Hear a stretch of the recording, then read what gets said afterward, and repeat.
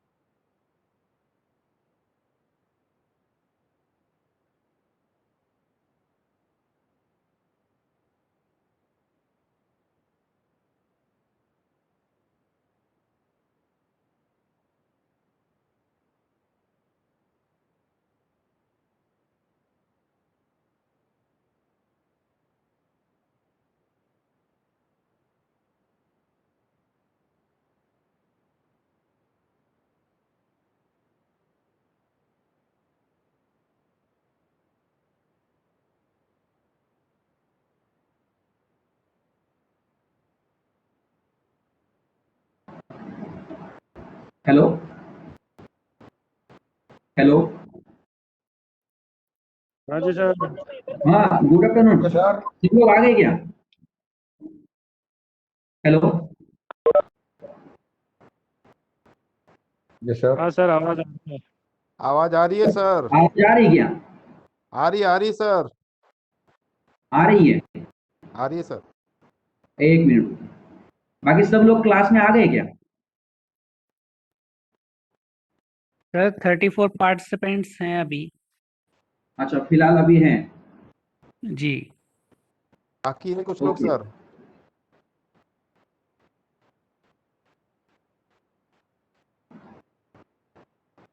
तो मतलब लेक्चर चालू कर सकते हैं ना? अभी कोई प्रॉब्लम तो नहीं है? कीजिए सर कीजिए। 1 मिनट। हाँ,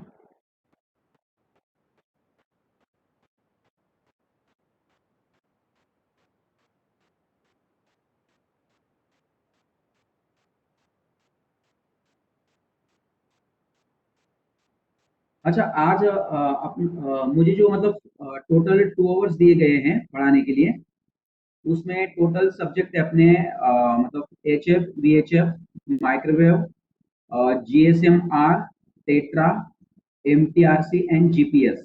ठीक है। तो शुरुआत करेंगे हम रेडियो कम्युनिकेशन से, जिसमें मतलब सब्जेक्ट रहेगा आपका एचएफ, वीएचएफ एंड माइक्रोवेव। ठीक है,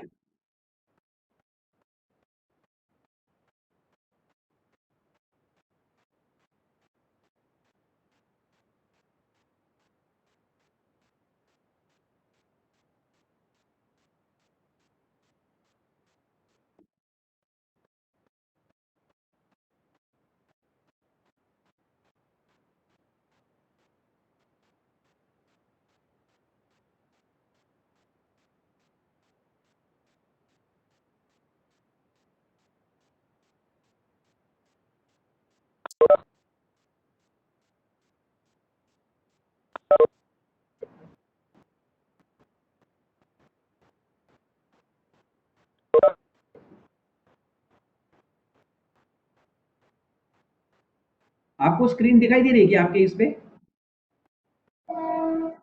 हेलो, तो स्क्रीन अभी शेयर नहीं हो रही है।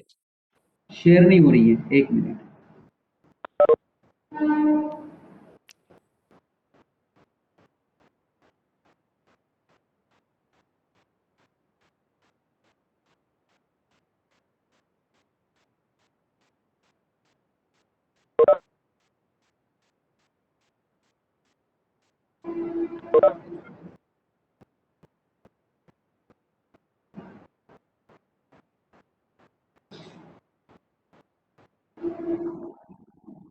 अभी दिख रहा है?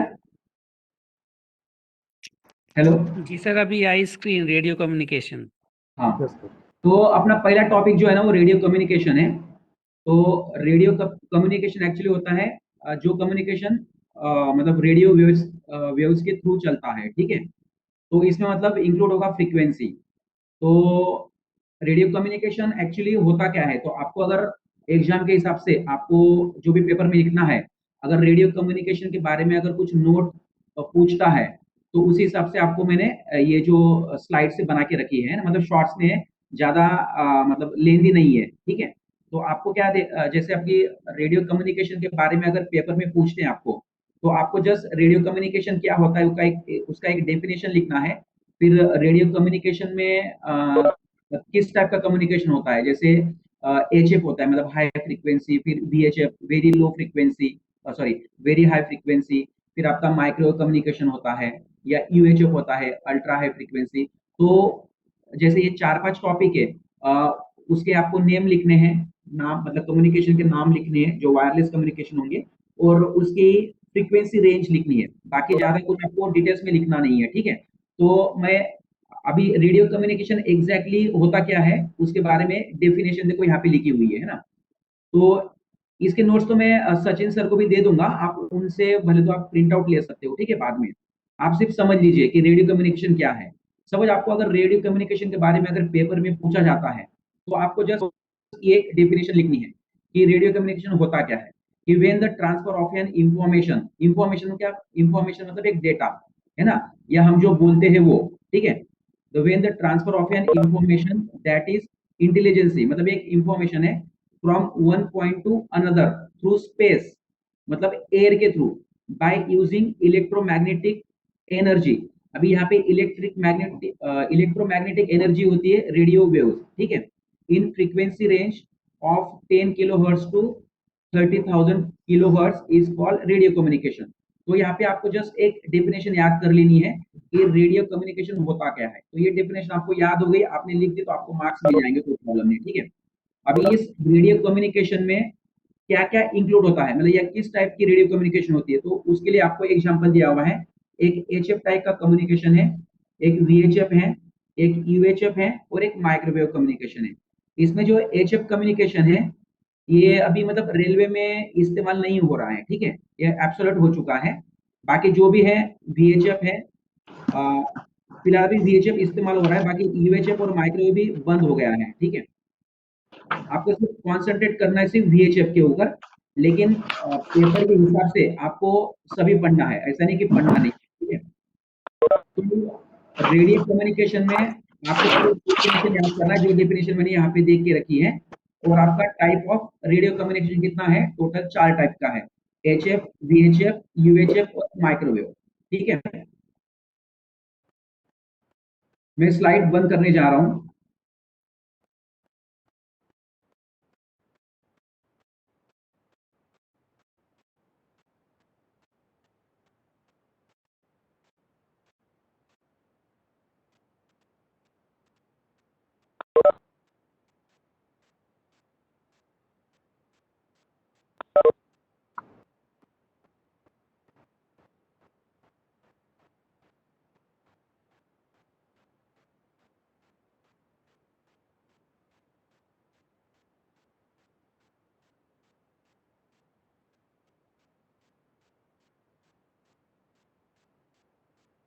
अभी आपको स्क्रीन दिख रही है एचएफ की, हाई फ्रीक्वेंसी की? हेलो, दिख रही है सर।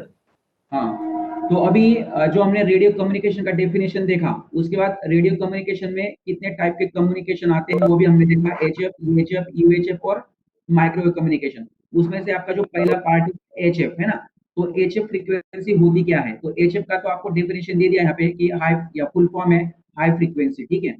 सेकेंड है आपका कि एचएफ होता क्या है या एचएफ कौन अलॉट करता है?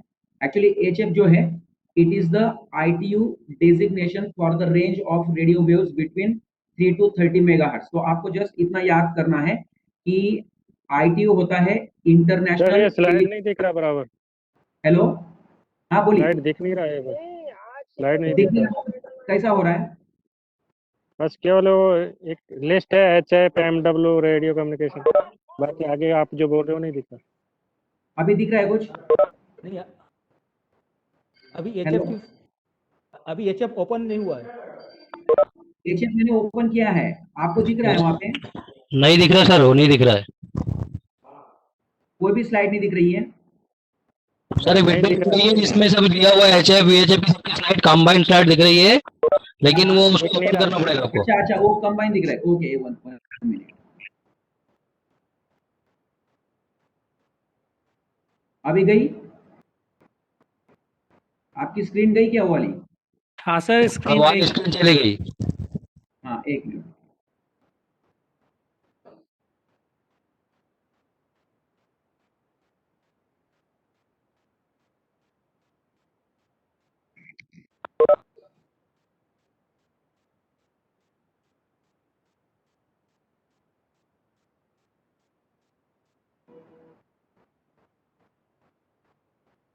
अभी दिख रही है आपको स्क्रीन?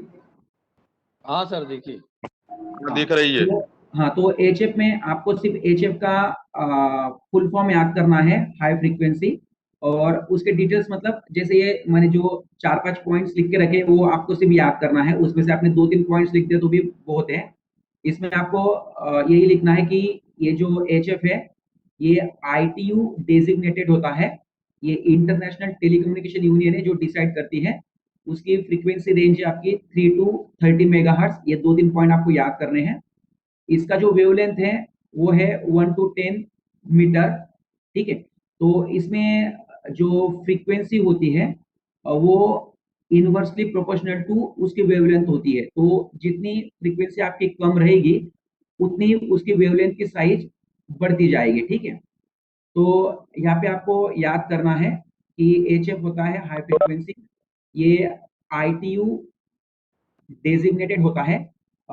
इसकी फ्रीक्वेंसी रेंज होती है 3 to 30 मेगाहर्ट्ज। इसकी वेवलेंथ होती है 1 to 10 मीटर, या मतलब आप इसको वेवलेंथ बोल सकते हैं। अ, फिर थर्ड पॉइंट है आपका, the HF band is a major part of the short wave band of frequency. एक शॉर्ट वेव होती है, so communication at this frequency is often called short wave radio. तो एचएफ को आप शॉर्ट वेव रेडियो कम्युनिकेशन भी बोल सकते हो। इसका जो प्रोपेगेशन होता है, मतलब ट्रैवलिंग जो होती है, तो वो स्काई वेव होती है। तो ये हमेशा स्काई के थ्रू इसका कम्युनिकेशन होता है, ठीक है। तो इसमें मतलब जो भी ऑब्स्ट्रक्शन होता है, जैसे मतलब लाइन लाइन ऑफ साइट जो होती है उसकी जरूरत नहीं होती, मतलब आमने सामने जो एंटेना होते हैं ना उसकी जरूरत नहीं होती है। तो ये एचएफ जो है मतलब अर्थ से स्काई की तरफ फ्रीक्वेंसी जाएगी, फिर नीचे आएगी। तो कोई भी मतलब माउंटेन या जो भी टेरेस होती है, जैसे बिल्डिंग्स वगैरह, जो भी ऑब्स्ट्रक्शन क्रिएट होता है, यहाँ पे कोई एचएफ कम्युनिकेशन पे इफेक्ट होता नहीं है, ठीक है।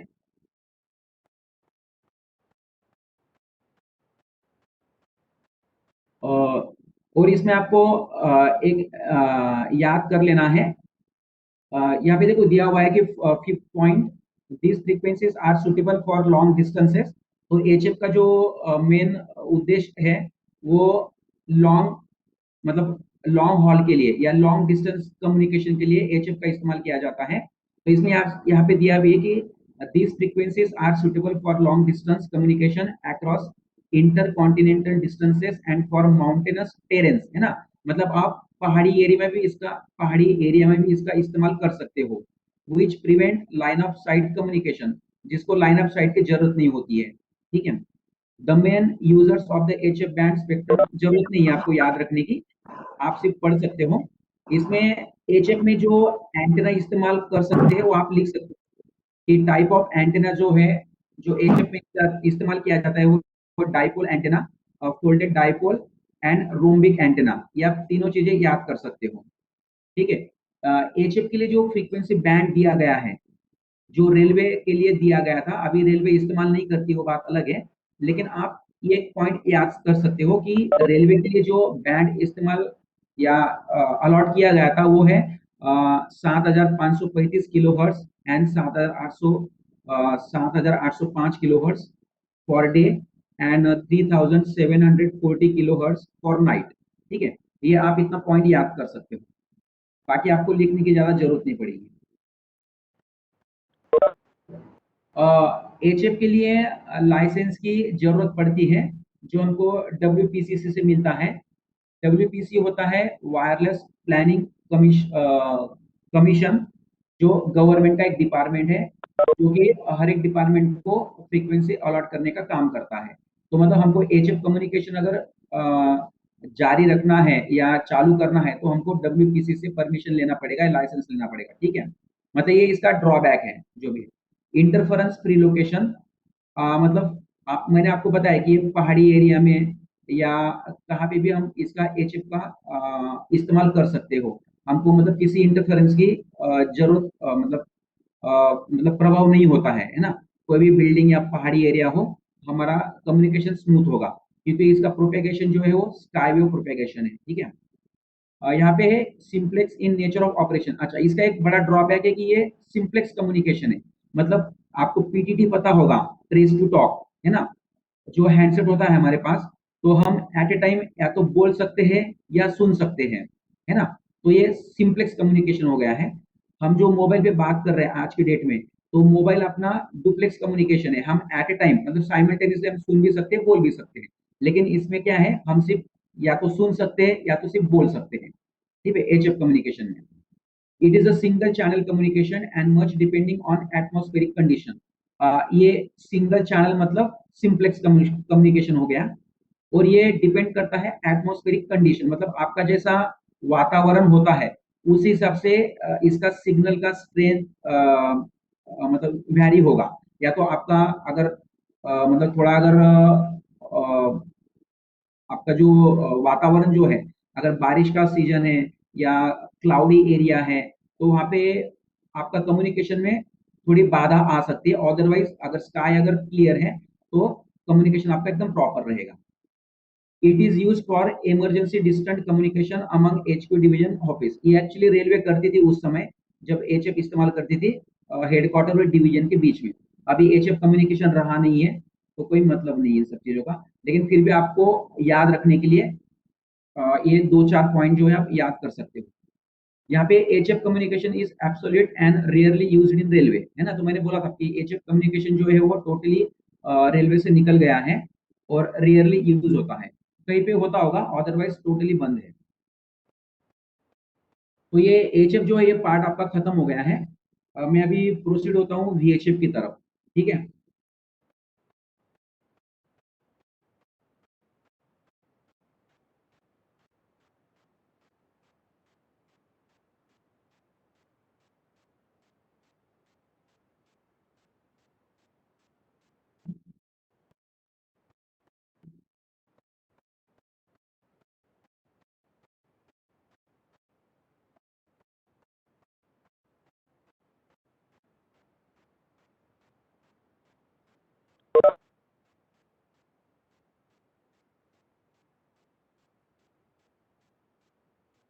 आपको VHF की स्क्रीन दिख रही है? हेलो? जी सर दिख रही है। हाँ। आपका भी रेडियो कम्युनिकेशन का जो सेकंड है, मतलब सेकंड जो कम्युनिकेशन मोड है वो है VHF। तो आपको जस्ट एक लिखना है कि एक VHF करके एक मोड होता है, उसका आपको फुल फॉर्म लिखना है, वेरी हाई फ्रीक्वेंसी। उसके बाद वही है जो आपने पहला पॉइंट आपने एएचएफ में देखा था कि ये भी आईटीयू डेजिग्नेटेड होता है। इसका फ्रीक्वेंसी रेंज आपको लिखना है, पहला आपका था 3 टू 30 मेगाहर्ट्ज, ये है 30 टू 300 मेगाहर्ट्ज। इसकी वेवलेंथ जो होती है, वेवलेंथ की जो साइज होती है वो 1 मीटर टू 10 मीटर्स होती है। Channels and subbands within the VHF portion of the radio spectrum are allotted by the International Telecommunication Union। वो पहला ही पॉइंट हो गया है, आप इसको याद नहीं करोगे तो भी चलेगा, कोई प्रॉब्लम नहीं है। इसका जो प्रोपेगेशन है ये थ्रू स्पेस वेव होता है, जैसा एचएफ में हमने देखा था, ये वो स्काई वेव है, ये स्पेस वेव है ना, ये भी और उसके ऊपर जाता है ये, ठीक है, प्रोपेगेशन।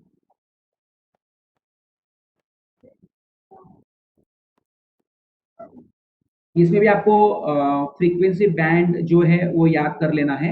इसका जो VHF बैंड जो रेलवे के लिए जो अलॉट किया गया है वो है 85.5 megahertz to 86.5 megahertz and 146.2 megahertz to 167 megahertz, ठीक है, 0.5 मेगाहर्ट्ज। तो ये बैंड आपको याद कर लेना है। VHF में जो एंटेना यूज किया जाता है वो है wave, ground plane, dipole, low profile और यागी एंटेना। यागी एंटेना आपको सबको पता होगा, जो हम आज से 20-30 साल पहले इस्तेमाल करते थे ना, जो छत के ऊपर लगाते थे दूरदर्शन के लिए, वो यागी एंटेना होता है। तो ये 3-4 टाइप के जो एंटेनाज है ये VHF कम्युनिकेशन के लिए इस्तेमाल की जाती है। तो ये 2-3 पॉइंट आप याद कर लेना। VHF कम्युनिकेशन के लिए भी WPC से हमको जो है लाइसेंस की जरूरत पड़ती है। VHF is used an emergency communication in railway for mobile communication between moving train with fixed location or other moving train। तो आपने देखा होगा जो हर एक कंट्रोल टावर में जो है एक 25 वाट का सिस्टम दिया होता है, VHF सिस्टम, एक वॉकी टॉकी होता है और एक फिक्स्ड इक्विपमेंट दिया होता है जो कंट्रोल टावर में होता है, जो 25 वाट का होता है, और बाकी जो लोकोमोटिव पे दिया गया है वो आपका 5 वाट का वॉकी टॉकी होता है। तो ये दोनों के बीच में जो है कम्युनिकेशन होता है VHF फ्रीक्वेंसी के थ्रू, ठीक है। इसका मोड ऑफ ऑपरेशन जो है वो बोथ है, सिंप्लेक्स एंड डुप्लेक्स। वो डिपेंड करता है चैनल्स के ऊपर कि उस सिस्टम के अंदर टोटल अपने चैनल्स कितने हैं। अगर नंबर ऑफ चैनल ज्यादा है तो हम उसको डुप्लेक्स मोड में भी कर सकते हैं। अगर नंबर ऑफ चैनल्स अगर कम है तो हम सिंप्लेक्स कम्युनिकेशन पे सिस्टम को चला सकते हैं। तो सिंप्लेक्स होता है कि या तो हम बोल सकते हैं या सुन सकते हैं, और डुप्लेक्स होता है हम एट अ टाइम बोल भी सकते हैं, सुन भी सकते हैं, जस्ट लाइक मोबाइल, ठीक है। तो ये VHF है। VHF के बारे में आपको इतना ही लिखना है, VHF का फुल फॉर्म लिख दो, उसका फ्रीक्वेंसी बैंड लिख दो। VHF जो है वो ITU डेजिग्नेटेड है, जो ITU डिसाइड करता है। VHF का फ्रीक्वेंसी बैंड लिख दो। VHF जो है उसकी परमिशन लेनी पड़ती है हमको WPC से। ये इसका मोड ऑफ ऑपरेशन लिख दो, इसका प्रोपेगेशन लिख दो, टाइप ऑफ एंटेना कितने हम इस्तेमाल करते हैं वो पॉइंट लिख दो, आपका VHF कवर हो जाएगा, ठीक है। तो VHF को अभी मैं बंद कर रहा हूँ।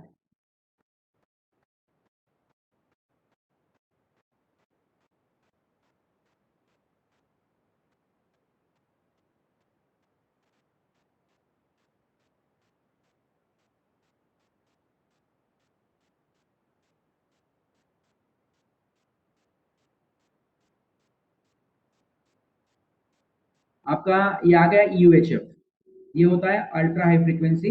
फिलहाल ये भी रेलवे से हट गया है, लेकिन एग्जाम के दृष्टि से हमको इसको पढ़ना है। UHF का फुल आप याद कर सकते हो, अल्ट्रा हाई फ्रीक्वेंसी। ये भी वही है कि it is ITU designated designation for the range of radio waves between 300 to 3000 megahertz। Its wavelength is from 100 centimetre to 10 metre. तो मैंने आपको पहले कहा था कि जैसे जैसे फ्रीक्वेंसी बढ़ती जाएगी और वैसे वैसे उसकी वेवलेंथ जो है वो कम कम होता जाएगा, ठीक है। UHF is used for short distance communication, है ना, मतलब कम कम दूरी के लिए इसका इस्तेमाल किया जाता है। टाइप ऑफ एंटेना जो इस्तेमाल किया जाता है वो यागी है, पैराबोलिक है, parabolic graded reflector with dipole feeder, दो टाइप के एंटेना इसमें इस्तेमाल किए जाते हैं। बस ये आपको UHF में इतना ही पढ़ने को मिलेगा, ठीक है।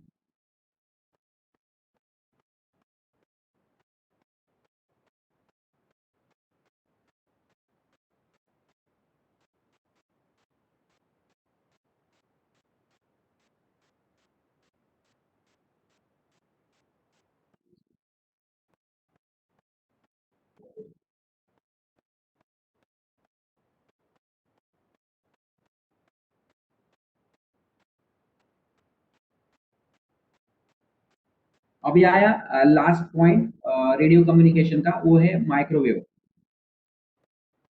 AMW का मीनिंग होता है माइक्रोवेव, ठीक है। तो इसमें भी वही है, जो 10 पॉइंट दिए हुए हैं उसमें से सब छोटे छोटे, मतलब वो एक एक सेंटेंस के पॉइंट है और इजीली आप याद रख सकते हो। तो ये भी ITU डिजिग्नेटेड होता है माइक्रोवेव रेडियो कम्युनिकेशन।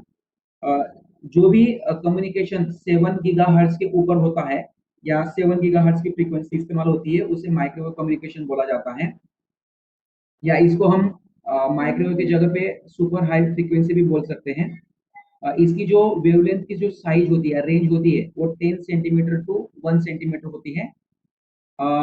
इस कम्युनिकेशन में जो होता है लाइन अप साइड जो होती है वो हमें मेंटेन रखनी पड़ती है, मतलब एंटेना टू एंटेना सामने होना चाहिए, आमने सामने होना चाहिए, कोई भी डिस्टरबेंस नहीं होना चाहिए। अगर बीच में अगर लाइन अप साइड अगर डिस्टर्ब होती है तो हमारा कम्युनिकेशन जो है प्रभावित हो सकता है।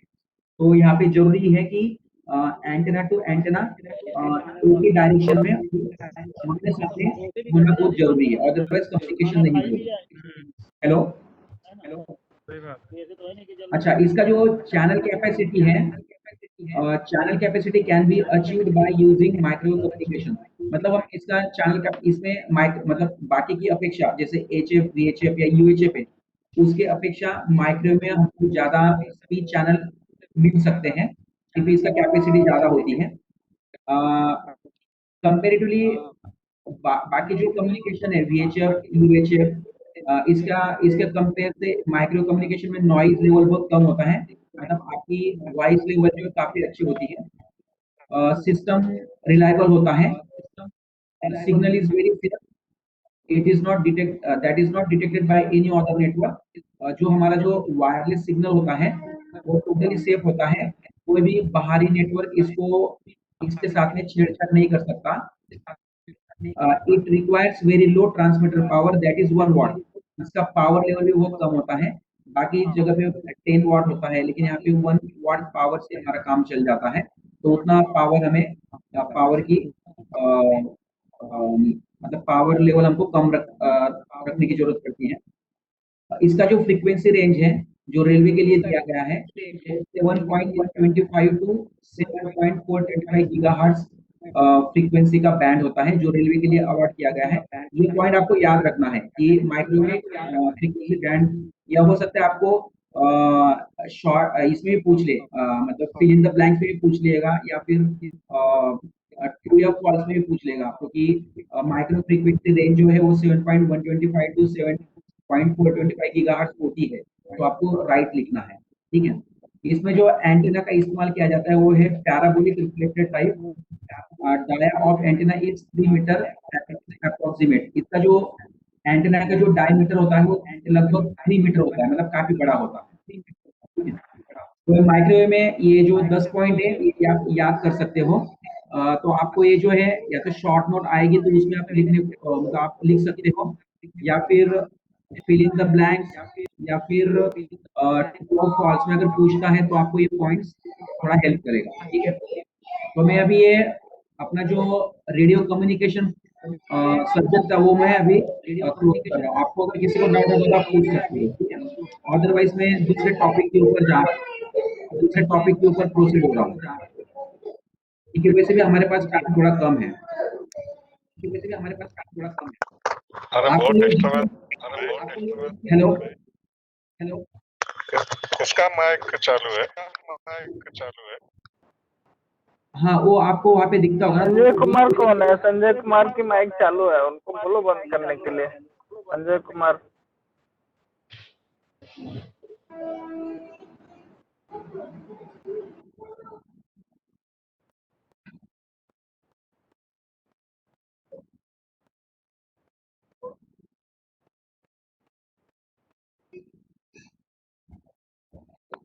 अभी हम आ जाते हैं जीपीएस के ऊपर, है ना।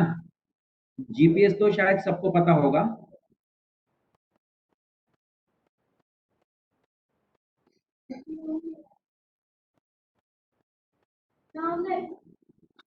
जी, बड़बड़ होती है, आवाज आती है।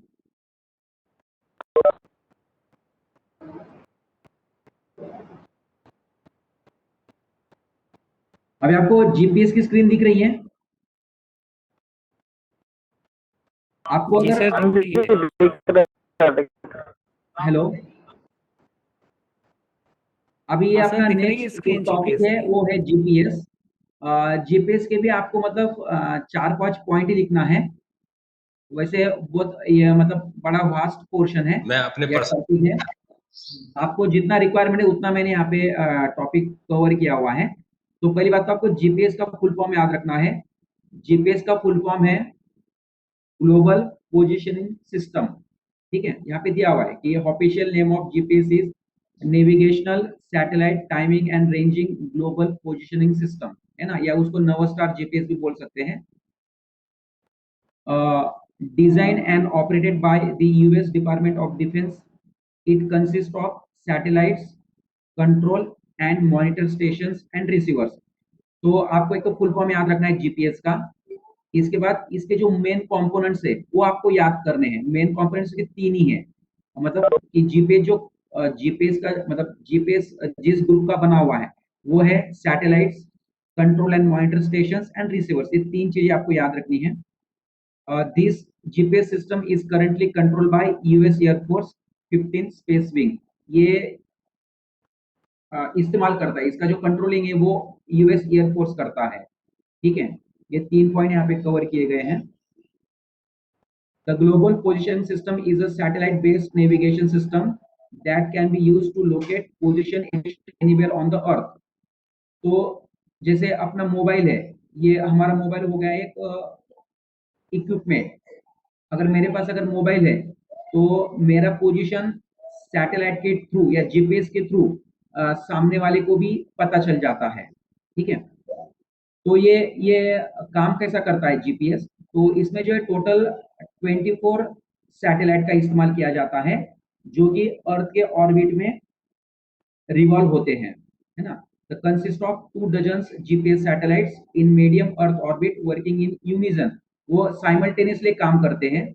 Are known as satellite constellation. Constellation होता है पुंज, मतलब सैटेलाइट का एक पुंज होता है। ठीक है, अब मोर देन 20,000 किलोमीटर, मतलब अर्थ की सतह से या अर्थ के सरफेस से 20,000 किलोमीटर दूरी पे ये पूरे 24 सैटेलाइट जो है वो स्थापित किए गए हैं।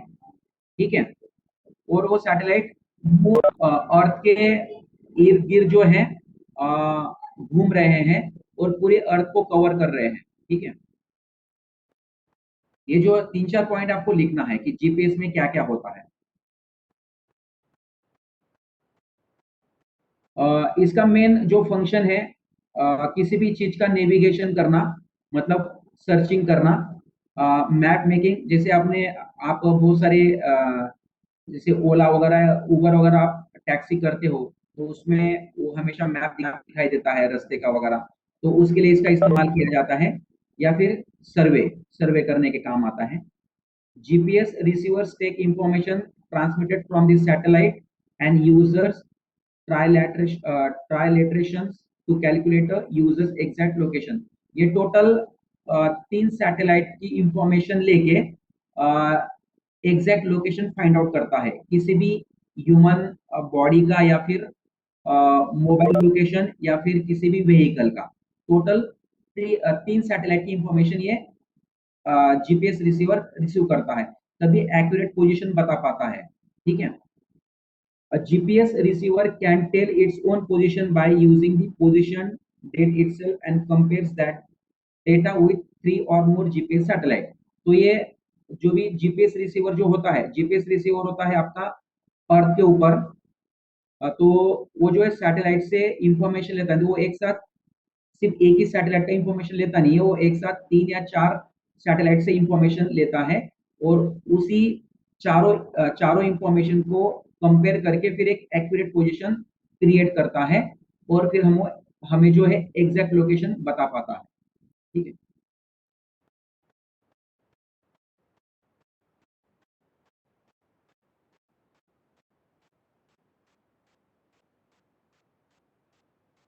to get the distance to each satellite, the GPS transmits a signals to each satellite. ये सैटेलाइट जो है वो आपस में मतलब एक सैटेलाइट की दूरी दूसरे सैटेलाइट की कितनी होती है, वो हमेशा एवरी सैटेलाइट जो है हर सैटेलाइट को जो है सिग्नल ट्रांसमिट करते रहते हैं ताकि आपस की दूरी बता सके और वो सेम जो सिग्नल से वो धरती के ऊपर जो रिसीवर लगे हैं उनको भेज सके। ठीक है, The signal travels at a known speed that is 3 lakh kilometre पर सेकेंड। ये जो 3 लाख किलोमीटर पर सेकेंड जो होती है वो स्पीड ऑफ लाइट होती है। हो सकता है आपको ऑब्जेक्टिव में पूछ ले कि लाइट की स्पीड कितनी होती है, तो आपको याद रखना है 3 लाख किलोमीटर पर सेकेंड। ठीक है, और आपको ये भी पता होगा शायद कि जो लाइट जो होती है वो धरती पर मतलब सूरज से धरती पर आने में कितना सेकेंड लेती है ना, पता है ना आपको, 8 सेकेंड लेती है। ठीक है, The system calculates the time delay between the signal transmission and reception of the GPS signals, है ना। तो ये डिफरेंस कैलकुलेट करता है कि the system calculates the time delay between the signal transmission and reception of the GPS, मतलब satellite ने कितने टाइम पे सिग्नल भेजा और धरती पर जो रिसीवर लगा हुआ है उसमें उसने कौन से टाइम पे सिग्नल रिसीव किया, तो टोटल ट्रैवलिंग को कितना टाइम लगा वो ये कैलकुलेट करता है। तो उसी से हमको दूरी का पता चल जाता है कि सैटेलाइट की दूरी जो है ये रिसीवर से कितनी दूरी पे है। The signals carry information about the satellite's location, है ना। तो जो भी सैटेलाइट से जो सिग्नल भेजा जा रहा है उसमें सैटेलाइट का पोजीशन पे होता है कि एग्जैक्ट वो अर्थ के कितनी दूरी पे है और ऑर्बिट में कौन से स्थान पे है। ठीक है, determine the position of and distance to at least 3 satellite to reduce error, मतलब जो भी व्हीकल है या किसी भी ऑब्जेक्ट का जो एक्यूरेट जमीन के ऊपर जो पोजीशन है या जो लोकेशन है उसको विदाउट एरर अगर हमको फाइंड आउट करना है तो टोटल 3 से 4 सैटेलाइट की इंफॉर्मेशन हमें जरूरत पड़ती है ना। अगर 3 से 4 की सैटेलाइट की अगर इंफॉर्मेशन नहीं मिलेगी तो हम ऑब्जेक्ट की जो प्रॉपर लोकेशन है वो नहीं बता पाएंगे। तो जीपीएस में क्या है ना, आपको लिखना है कि जीपीएस का फुल फॉर्म लिखना है, जीपीएस कहाँ से कंट्रोल हो रहा है, फिर जीपीएस में मेन कंपोनेंट्स क्या क्या है वो आपको लिखना है, टोटल कितने सैटेलाइट इस्तेमाल किए जाते हैं और जो सिग्नल कौन सा इस्तेमाल किया जाता है इसमें, और फिर सैटेलाइट किस टाइप का इंफॉर्मेशन भेजता है और किसी भी ऑब्जेक्ट का एग्जैक्ट लोकेशन प्राप्त करने के लिए टोटल कितनी सैटेलाइट की इंफॉर्मेशन की जरूरत होती है वो इस पॉइंट में आपको मिल जाएगा। उतने पॉइंट आपको लिख के इस जीपीएस को कवर कर लेना है। ठीक है,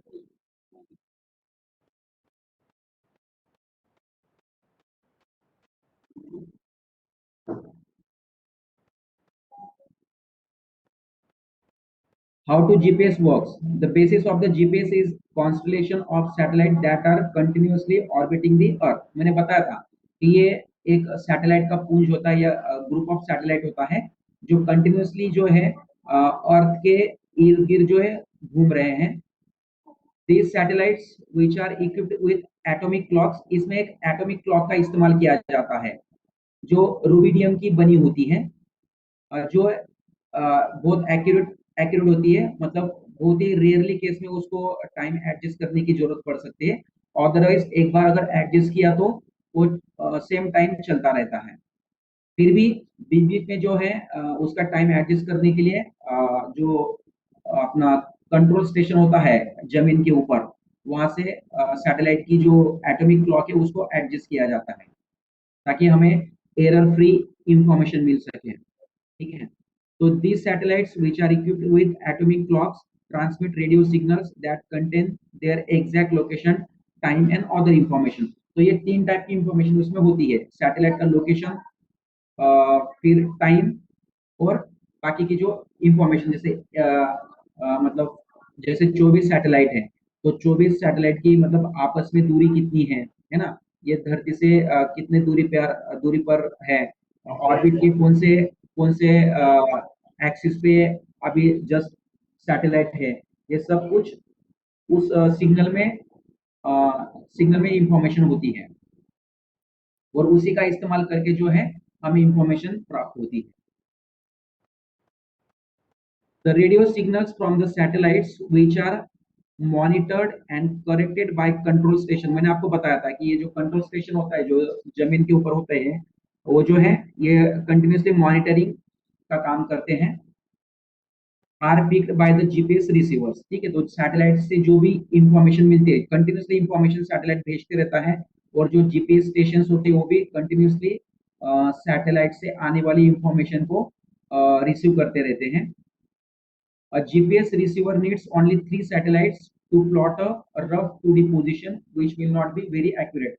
तो मैंने बताया था कि कम से कम 4 सैटेलाइट की इंफॉर्मेशन तो भी होनी चाहिए, है ना, 3 से हमें एग्जैक्ट पोजीशन पता नहीं चलता है। Ideally 4 or more satellites are needed to plot a 3D position which is much more accurate। तो कम से कम 4 सैटेलाइट से इंफॉर्मेशन होना जरूरी है, तभी हम किसी भी ऑब्जेक्ट का प्रॉपर लोकेशन बता सकते हैं।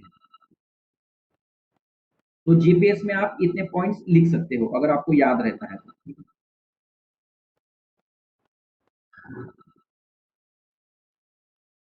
और ये है जीपीएस के मेन कंपोनेंट्स। तो आपको ये तो याद करना ही पड़ेगा आपको, या तो आप जीपीएस का फुल फॉर्म लिख दो और जीपीएस के जो 3 मेन सिस्टम्स होते हैं या सेगमेंट्स होते हैं वो है स्पेस सेगमेंट्स, जो सैटेलाइट होता है आप लिख सकते हैं उसको ग्रुप ऑफ सैटेलाइट जो स्पेस सेगमेंट में आते हैं।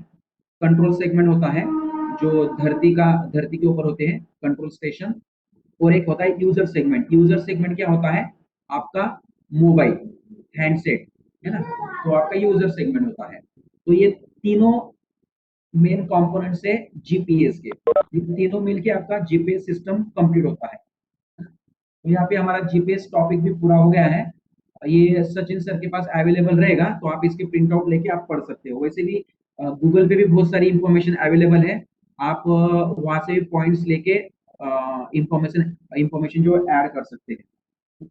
वैसे ज्यादा लिखने की जरूरत नहीं है, जो मतलब वो नंबर ऑफ जो मार्क्स है उसके हिसाब से आपको पेपर कवर करना है। ठीक है, तो मैं अभी ये जीपीएस स्टॉप कर रहा हूँ यहाँ पे।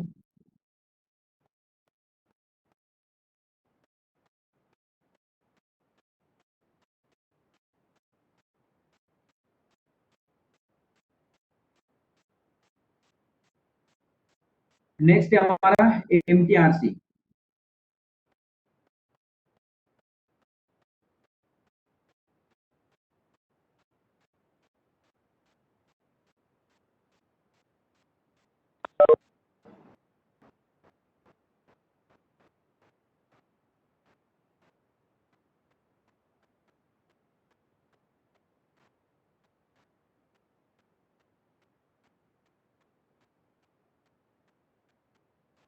अभी रिसेंटली एमटीआरसी जो है 1 मार्च को वेस्टर्न रेलवे जीएम ने इनॉग्रेशन किया है टीएमएस में, बॉम्बे सेंट्रल कंट्रोल ऑफिस में।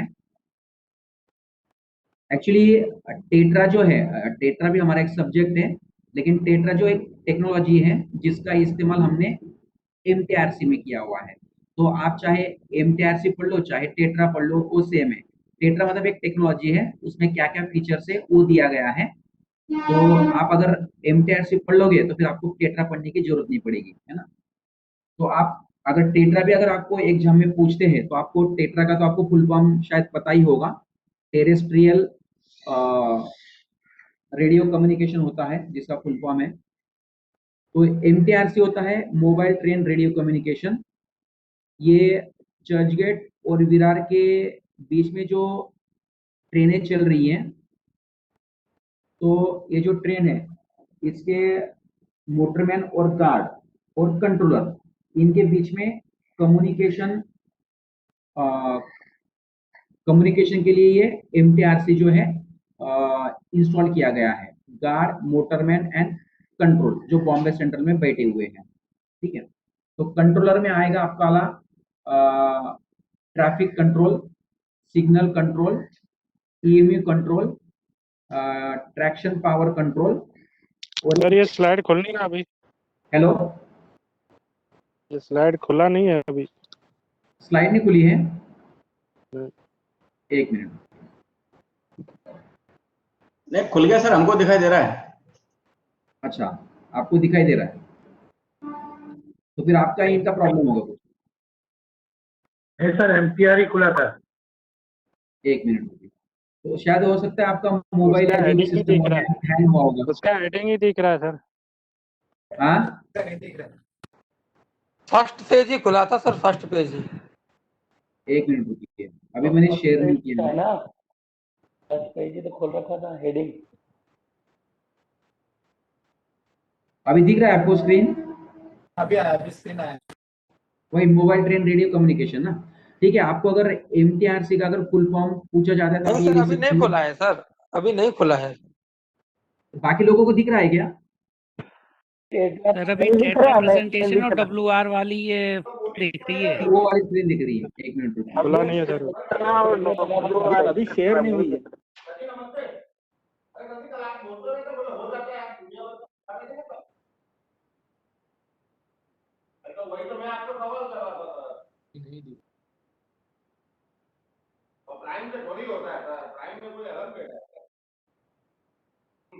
अभी दिख रहा है आपको? जी सर, दिखिए अभी आया, पेज है सर। हाँ, पहले भी यही था। ये आपको अगर एक नंबर के लिए अगर MTRC पूछा जाता है तो आप MTRC का फुल फॉर्म लिख सकते हो, मोबाइल ट्रेन रेडियो कम्युनिकेशन। ये टेट्रा बेस है, टेट्रा एक टेक्नोलॉजी है जिसके फीचर्स इस MTRC में इस्तेमाल किए गए हैं। आगे देखते हैं अपन। ये देखो, इसमें मतलब MTRC का थोड़ा इंफॉर्मेशन दिया हुआ है। इसमें BTS एंड BSC टोटल 6 है। BTS होता है आपका टावर, है ना, जो टावर होते हैं। तो चर्चगेट से लेके विरार तक जो 60 किलोमीटर का जो पोर्शन है, तो ये पूरा 60 किलोमीटर का पोर्शन कम्युनिकेशन कवर करने के लिए जो है टोटल 6 टावर खड़े किए गए हैं। टावर कहाँ पे उसका देखो, राइट साइड में कॉलम में भी दिया हुआ है, चर्चगेट, महालक्ष्मी, बैंड्रा, जोगेश्वरी, बोरीवली एंड विरार। तो ये 6 स्टेशनों पर जो है टावर खड़े किए गए हैं। तो 6 टावर है जो टोटल चर्चगेट से लेके विरार तक जो 60 किलोमीटर का पोर्शन और टोटल कवर करते हैं, ठीक है। टोटल जो कैब रेडियो है, मतलब गार्ड और मोटरमैन में जो सिस्टम दिया गया है, टोटल 200 रेडियो है। उसमें से अभी फिलहाल 194 जो इंस्टॉल किया गया है और 6 अभी करना बाकी है, अभी काम चल रहा है, ठीक है। और टोटल जो स्टैटिक रेडियो फॉर कंट्रोलर, जो टोटल 6 कंट्रोलर है, उसमें आपका traffic control, signal control, EMU control, traction power controller, एक खुद TMS और टेस्ट रूम, ऐसे टोटल 6 कंट्रोलर के पास में कम्युनिकेशन दिया हुआ है। डिस्पैचर जो होता है वो 2 कंट्रोलर के पास में है। जो हमारे 2 मेन कंट्रोलर हैं, चर्चगेट, अंधेरी और विरार, है ना। तो ये दोनों के पास आपका डिस्पैचर रहेगा। डिस्पैचर होता है जस्ट कंप्यूटर, ठीक है। टेलीकॉम का तो बोला था। जो भी गार्ड, मोटरमैन और अच्छा, कंट्रोलर के बीच में किसके कम्युनिकेशन होगा, अरे एक मिनट, उसका अरे बाबूजी, हेलो, वो एक मिनट, ये किसको भिजवाया है? जो भी गार्ड, मोटरमैन और कंट्रोलर के बीच में कम्युनिकेशन होगा, उसका रिकॉर्डिंग ऑटोमेटिकली होगा, ऑटोमेटिक रहेगा। जैसे आज के स्कूल में कंट्रोल कम्युनिकेशन का होता है, ठीक है। बहुत ये सारी जो आवाज आ रही है उसमें। हेलो, अच्छा शायद बाकी लोगों का डिस्टर्बेंस बहुत आ रहा है। नहीं, टेलीकॉम का भी मैं जो है वो मुझे लगता है उधर ही भेजा था लेकिन कहीं रोक दिया। अच्छा, उसमें वो लिख देना कि हेलो? अभी पोस्टिंग नहीं हुई है तो ऐसा। हेलो, सर दयानंद जी को बोल दीजिए माइक बंद दूसरा कर बना लें। दीजिए ना बाबू जी, दूसरा बना दीजिए। हाँ, जिसका माइक ओपन है ना वो वही आप मतलब म्यूट कर दीजिए। सेम लिख के आप खाली रिमार्क डाल दीजिए कि इसकी किसी की देखो आपको एमटीआरसी में इतने पॉइंट लिखने हैं, एमटीआरसी हाँ का कर फुल मैम, फॉर्म लिखना है। अंग्रेजी की हेलो? आवाज नहीं आती।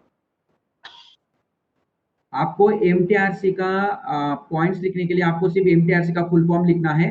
एमटीआरसी में टोटल 6 टावर इस्तेमाल किए जा रहे हैं, उसके नाम लिखने हैं Churchgate, Mahalakshmi, Bandra, Jogeshwari, Borivali and Virar. Number of radio लिखने हैं कि नंबर ऑफ रेडियो इंस्टॉल है 200। टोटल 6 कंट्रोलर के बीच में कम्युनिकेशन होगा, मतलब 6 कंट्रोलर प्लस गार्ड मोटरमैन। तो 6 कंट्रोलर में है आपके traffic controller, EME controller, signal controller, TMS, traction power controller. ठीक है,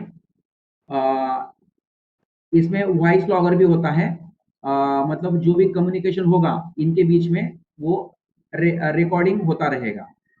ये जो एमटीआरसी है ये इंटीग्रेटेड किया हुआ है टीएमएस के साथ में, मतलब टीएमएस के जो सर्वर है उसके साथ में एमटीआरसी का भी सर्वर कनेक्ट किया गया है, ताकि जो भी टीएमएस की इंफॉर्मेशन है वो एमटीआरसी ले सके और एमटीआरसी की जो इंफॉर्मेशन है वो टीएमएस ले सके। ठीक है, इंटीग्रेशन विथ ऑटो एक्सचेंज। एमटीआरसी जो है वो टेलीफोन एक्सचेंज के साथ भी कनेक्ट किया गया है।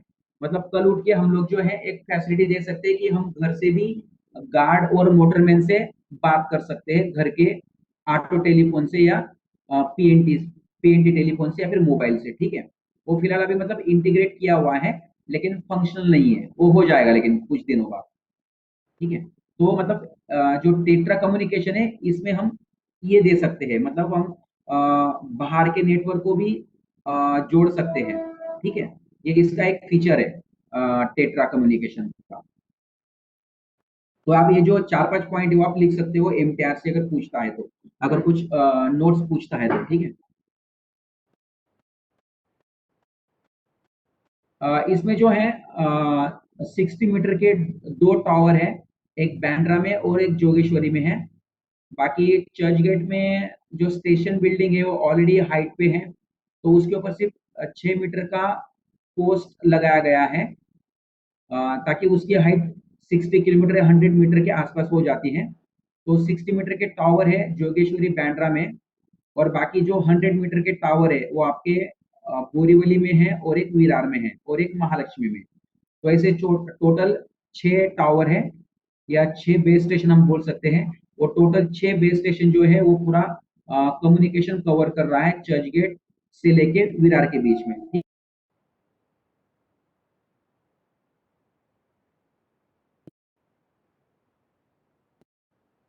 आपको जरूरत नहीं है, ये जस्ट इंफॉर्मेशन के लिए है।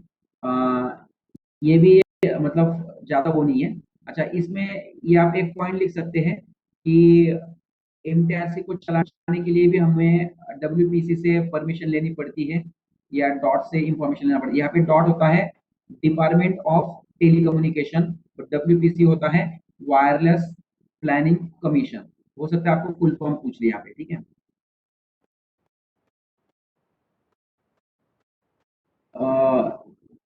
इसकी भी आपको जरूरत नहीं है।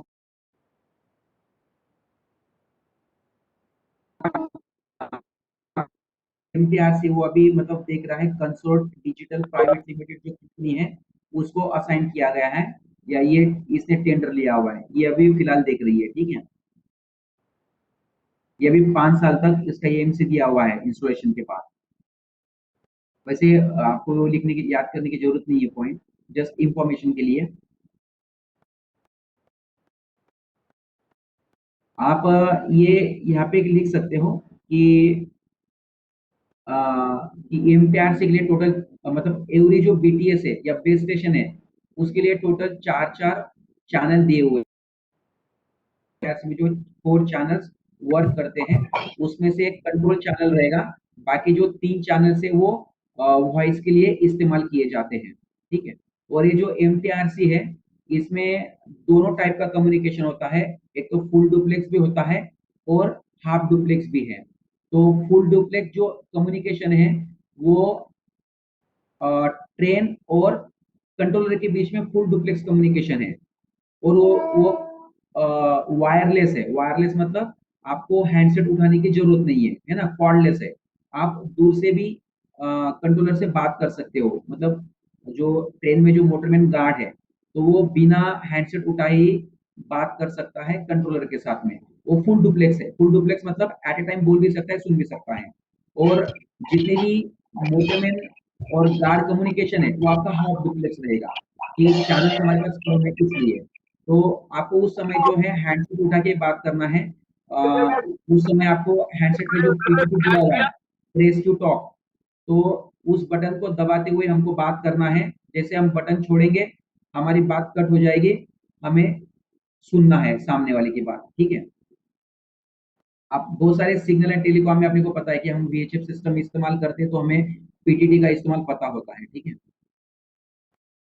तो आप इसमें से जो 2-3 पॉइंट आप देख सकते हो कि railway received spectrum licence for 6 BTS for MTRC between Churchgate Virar.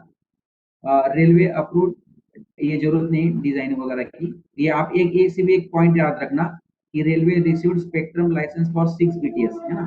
तो टोटल 6 BTS है या 6 टावर्स है जो पूरा कम्युनिकेशन को कवर कर रहा है।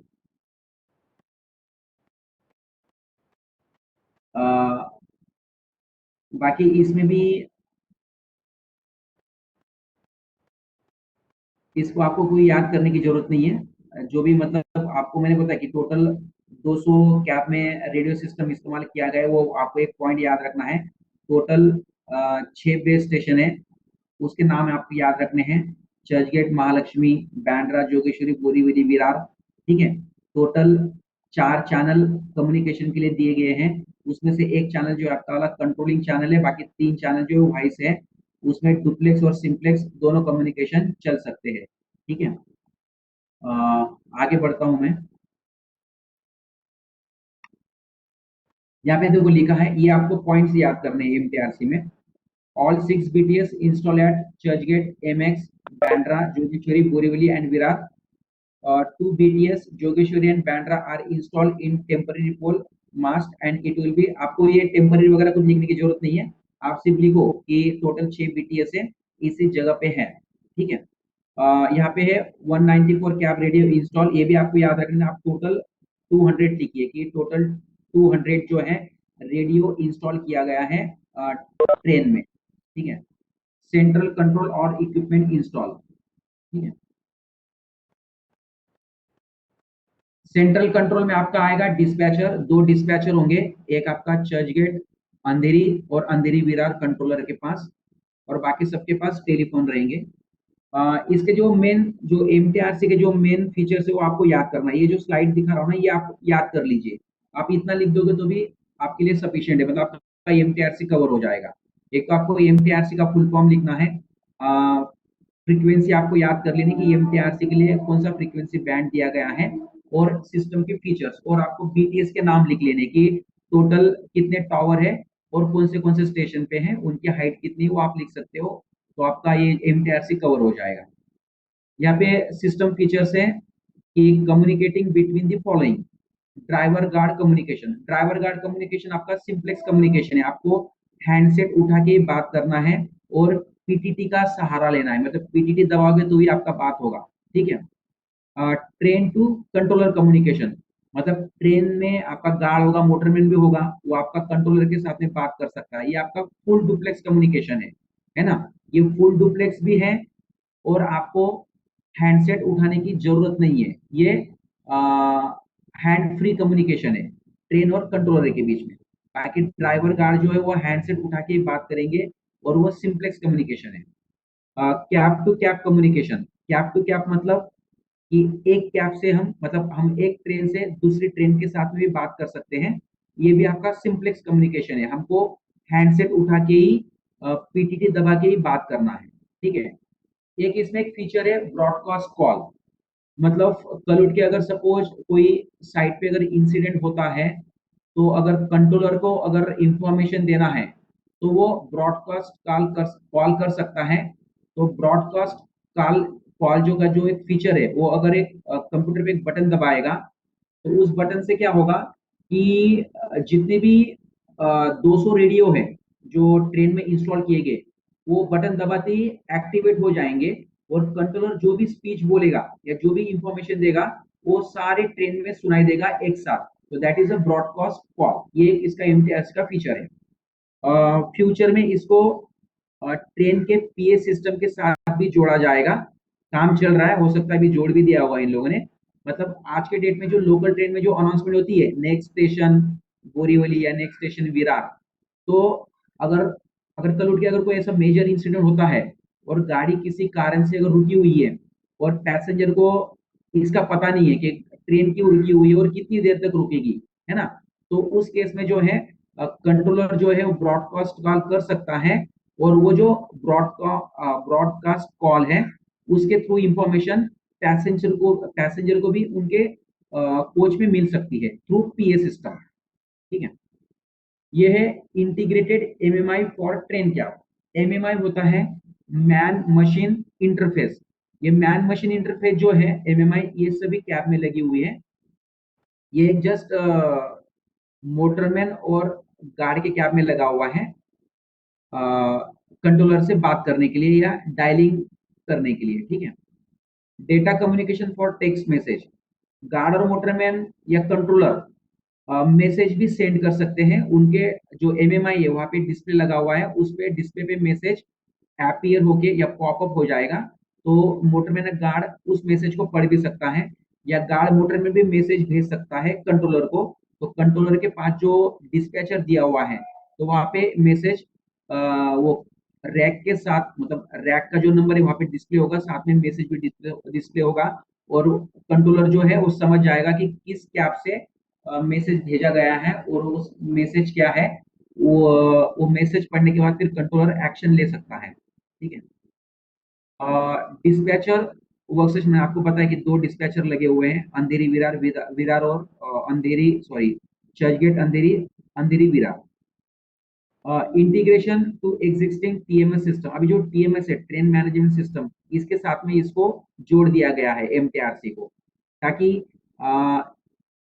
जो टीएमएस में जो इंफॉर्मेशन है ट्रेन की इंफॉर्मेशन की राजधानी जा रही है, शताब्दी पास हो रही है, तो इसकी इंफॉर्मेशन एमटीआरसी को मिले और एमटीआरसी की इंफॉर्मेशन जो है टीएमएस को मिल जाए।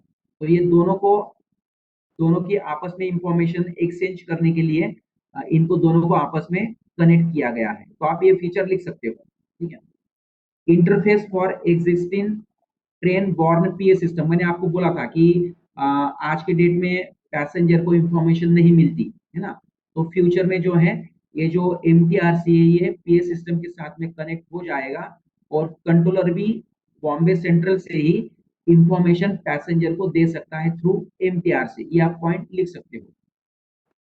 Data logging and voice recording system, इसमें और एक फीचर है, मतलब जो भी गार्ड मोटरमैन कंट्रोलर का आपस में कम्युनिकेशन होगा, EME control, signal control, TMS, test room या ट्रैक्शन पावर कंट्रोलर, ये जो आपस में बात करेंगे उसका फुल्ली रिकॉर्ड जो है वॉइस लॉगर में मिलेगा आपको। Coverage across Churchgate Virar section, तो ये जो 6 बीटीएस लगे हैं, मतलब बेस ट्रांसरिसीव सिस्टम, जिसको हम बीटीएस बोलेंगे या एंटेना बोलेंगे या टावर बोलेंगे, तो ये जो 6 स्टेशन है आपको मैंने गिनती बताया, इसमें दिया भी है चर्चगेट है, महालक्ष्मी, बैंड्रा, जोगेश्वरी, बोरीवली एंड विरार।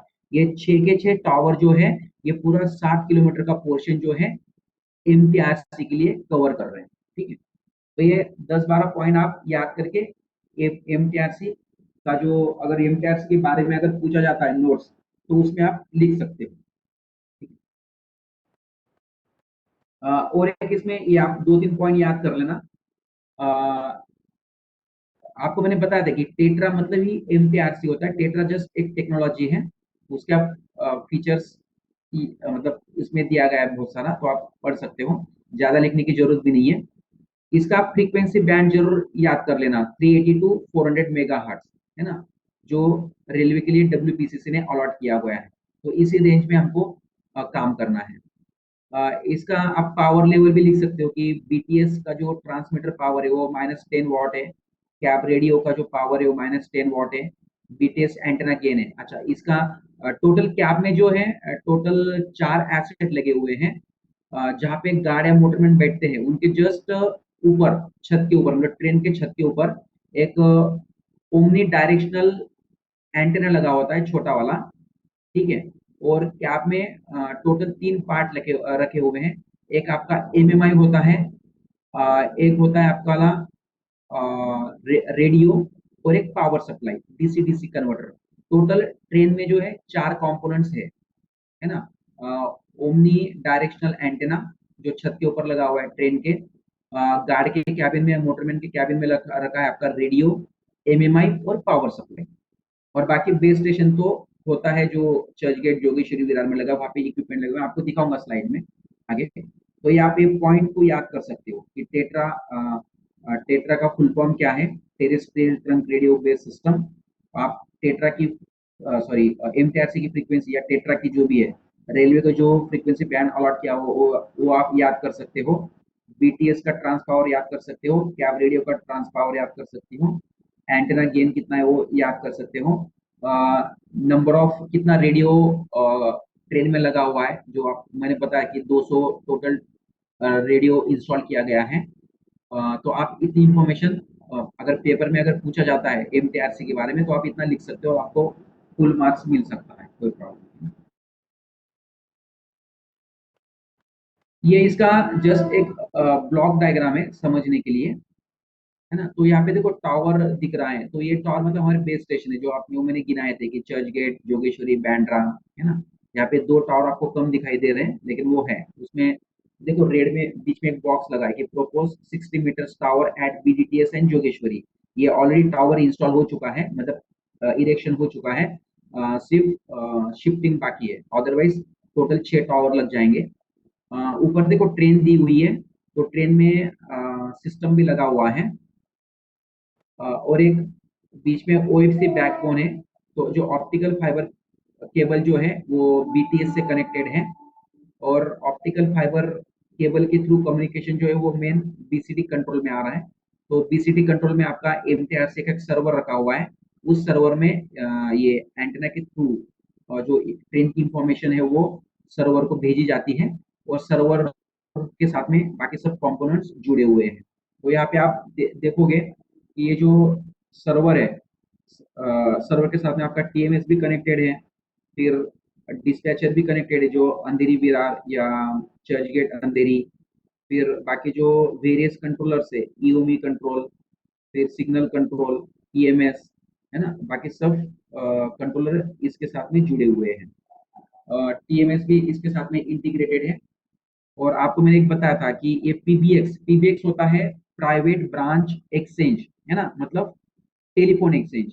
तो टेलीफोन एक्सचेंज भी इसके साथ में इंटीग्रेटेड है एमटीआरसी के साथ में, मतलब कल उठ के हम घर से भी मोबाइल से या ऑटो रेलवे फोन से मोटरमैन गार्ड से कम्युनिकेट कर सकते हैं, लेकिन वो मतलब ऑफिसर्स को दिया जाएगा जो उससे रिलेटेड है उनको, है ना, सबको नहीं दिया जाएगा।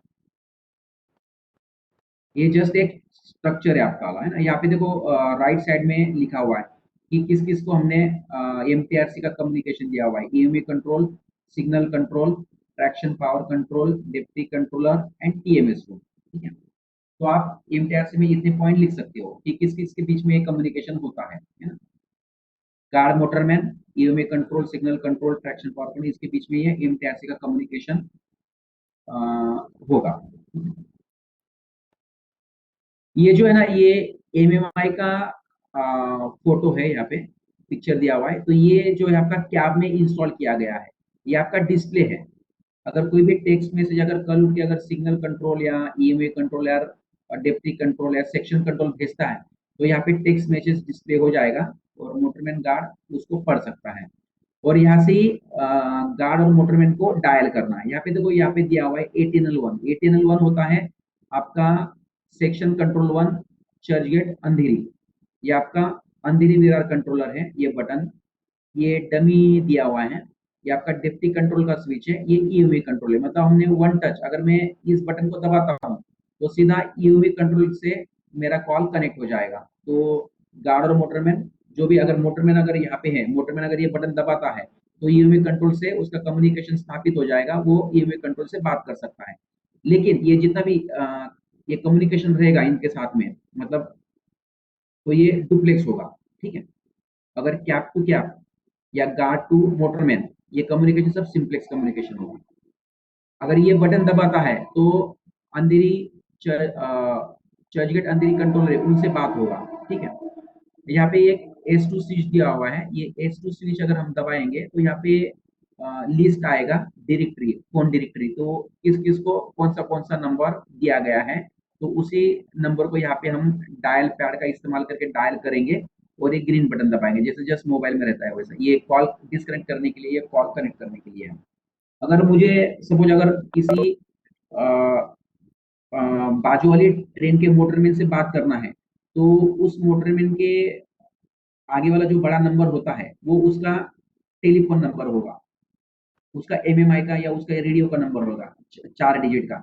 तो वो डिजिट मैं यहाँ पे डायल करूंगा और जस्ट एक ग्रीन बटन दबाऊंगा तो सिंप्लेक्स कम्युनिकेशन फॉर्म होगा और वो मैं बाजू वाली ट्रेन के मोटरमैन या गार्ड के साथ में बात कर सकता हूँ, ठीक है।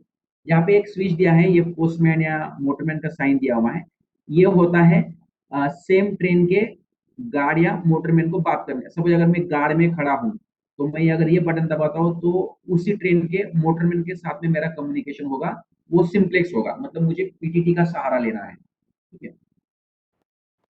तो ये है एमएमआई, ठीक है। तो एमएमआई में सब दिया हुआ है कि कौन से की का क्या क्या फंक्शन है। वैसे आपको उसका कुछ लेना देना है नहीं, आपको सिर्फ इतना ही याद रखना है कि कैब में टोटल 4 कंपोनेंट्स इंस्टॉल किए गए हैं। एक तो एंटेना जो ओमनी डायरेक्शनल होता है, फिर एमएमआई इंस्टॉल किया गया है, पावर सप्लाई इंस्टॉल किया गया है जो डीसी डीसी कन्वर्टर होता है, और एक आपका रेडियो, बस, और एक स्पीकर, है ना। ऐसे टोटल 5 कंपोनेंट्स का नाम आप याद रख सकते हो। यहाँ पे देखो ये एमएमआई का फोटो दिया हुआ है ना, ये ओरिजिनल पिक्चर है उसका, ठीक है। यहाँ पे ये डिस्प्ले दिया हुआ है, ये इसका हैंडसेट है। अगर डुप्लेक्स कम्युनिकेशन है कंट्रोलर के साथ में तो आपको ये हैंडसेट उठाने की जरूरत नहीं है, आप विदाउट हैंडसेट भी बात कर सकते हो। लेकिन मुझे अगर गार्ड के साथ में या मोटरमैन के साथ में आपस में बात करना है तो पीटीटी दबाना जरूरी है या हैंडसेट उठा के आपको बात करना है। उस केस में आपका फुल डुप्लेक्स कम्युनिकेशन नहीं होगा, वो हाफ डुप्लेक्स ही होगा, डीएचएफ टाइप का, ठीक है।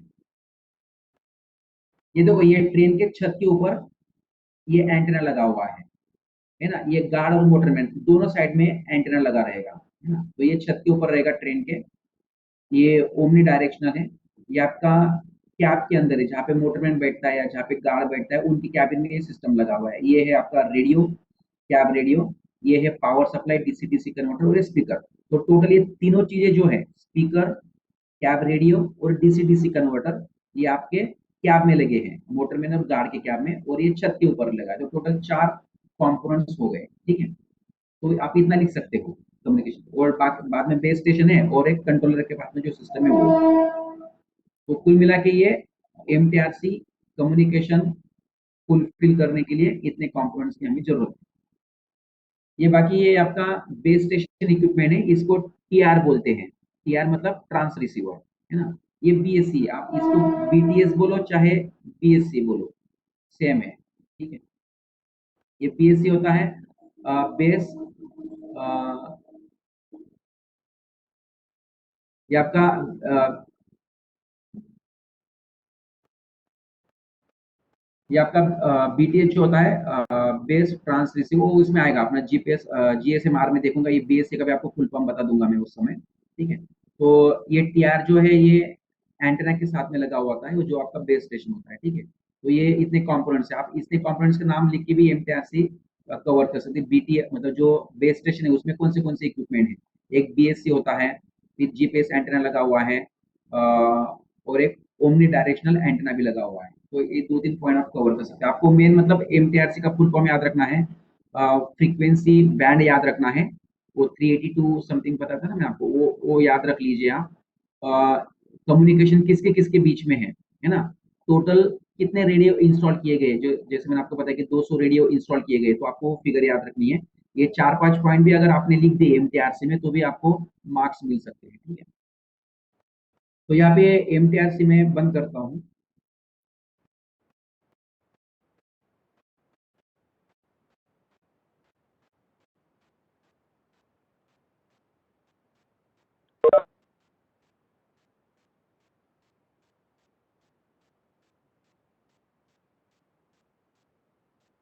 अभी जो एक लास्ट पॉइंट बचा है वो है जीएसएम-आर।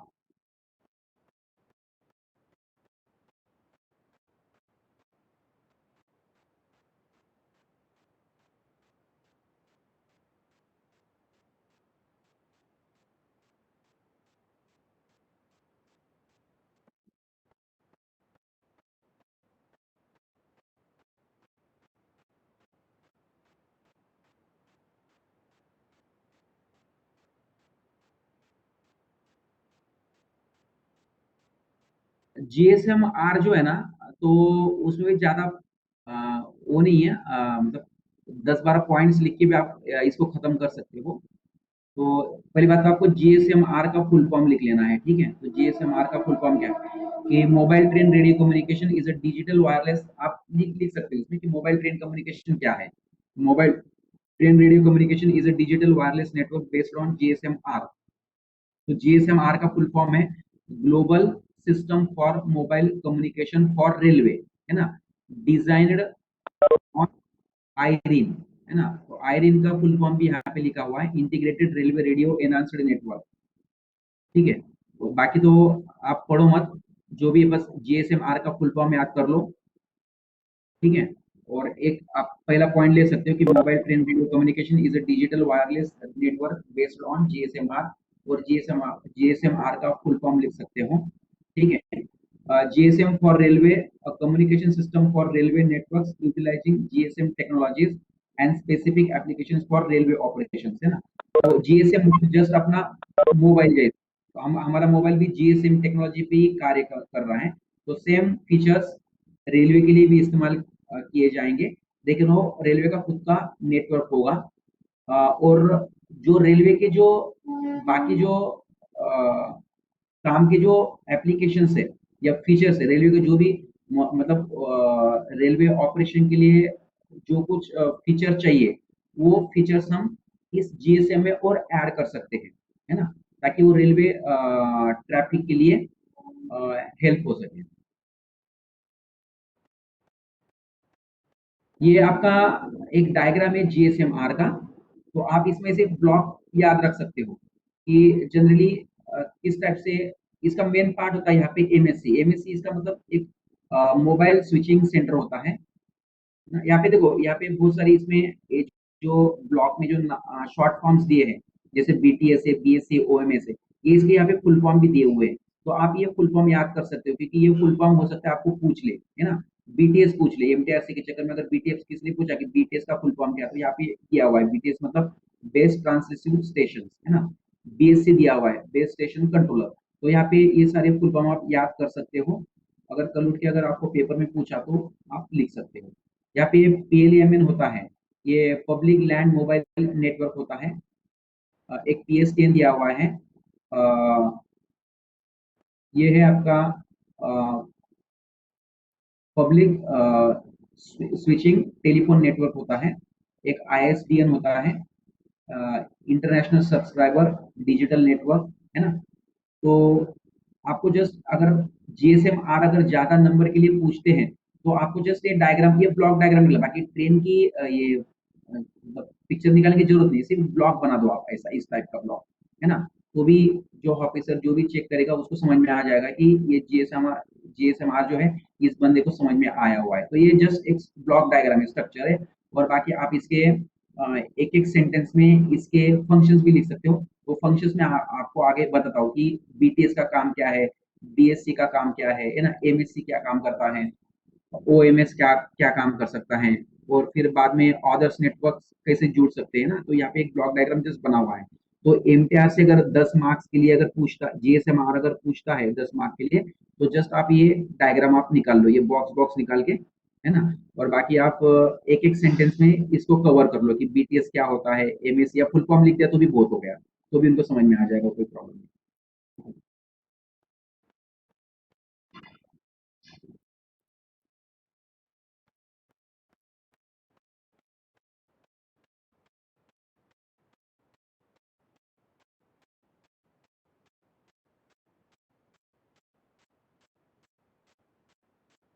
तो मतलब इसमें लिखा गया है कि जीएसएमआर की हमें जरूरत क्यों पड़ रही है ना। क्योंकि बहुत सारा जो मेंटेनेंस स्टाफ होता है जो साइट पे काम करता है, काफी मतलब अपने ऑफिस से काफी लंबी दूरी पे काम करते हैं, तो उनके साथ में हमारा कम्युनिकेशन किस तरीके से होगा, है ना। या फिर जो लंबी दूरी की जो ट्रेन है, जो हाई स्पीड ट्रेन चल रही है, उनके गार्ड और लोको पायलट से हमें बात कैसे करना है, और वो भी विदाउट इंटरफेयर हमारी बात होनी चाहिए। ऐसा नहीं कि मतलब कुछ रेयर एरिया में अगर ट्रेन चली गई है तो हमारा कम्युनिकेशन ब्रेक हो रहा है, वो भी नहीं होना चाहिए। तो मतलब फुल्ली मतलब सोर्स से लेके डेस्टिनेशन तक और एंड रूट हमारा कम्युनिकेशन विदाउट ब्रेक कम्युनिकेशन होना चाहिए बिटवीन कंट्रोलर और लोको पायलट के बीच में या गार्ड के बीच में। इसलिए जीएसएमआर की जरूरत पड़ रही है हमको, ठीक है। क्योंकि इस केस में क्या है, अभी जैसे अभी एमटीआरसी में भी हमको टोटल 6 बेस स्टेशन लगाने पड़े ताकि पूरा 60 किलोमीटर का पोर्शन कवर हो जाए, अदरवाइज फिर ब्लैक जोन होगा और हमारा कम्युनिकेशन क्या है, बीच में ब्रेक होता रहेगा। तो वो जो एरर है या जो ब्लैक जोन है उसको निकालने के लिए हमको 6 टावर लगाने पड़े। वैसे जीएसएमआर क्या है, ये जीएसएमआर जो है वो पूरा पोर्शन कवर करेगा विदाउट एनी इंटरप्ट, कोई भी कम्युनिकेशन ब्रेक नहीं होगा, एनी टाइम आपको सिग्नल मिलेगा, एनी टाइम आपकी बात हो सकती है ना। इसलिए जीएसएमआर लाना बहुत जरूरी है। तो आप इसमें पढ़ के 2-3 पॉइंट आप लिख सकते हो, इसमें ऐसा मेजर कुछ नहीं है। यहाँ पे देखो जीएसएमआर का वो लिखा है कि जीएसएमआर के रिक्वायरमेंट की हुए, तो हम ये पॉइंट एक दो याद रख के मतलब लिख सकते हैं।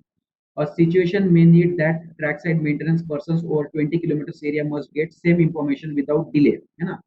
A commercial GSM system does not allow broadcast mode communication, है ना।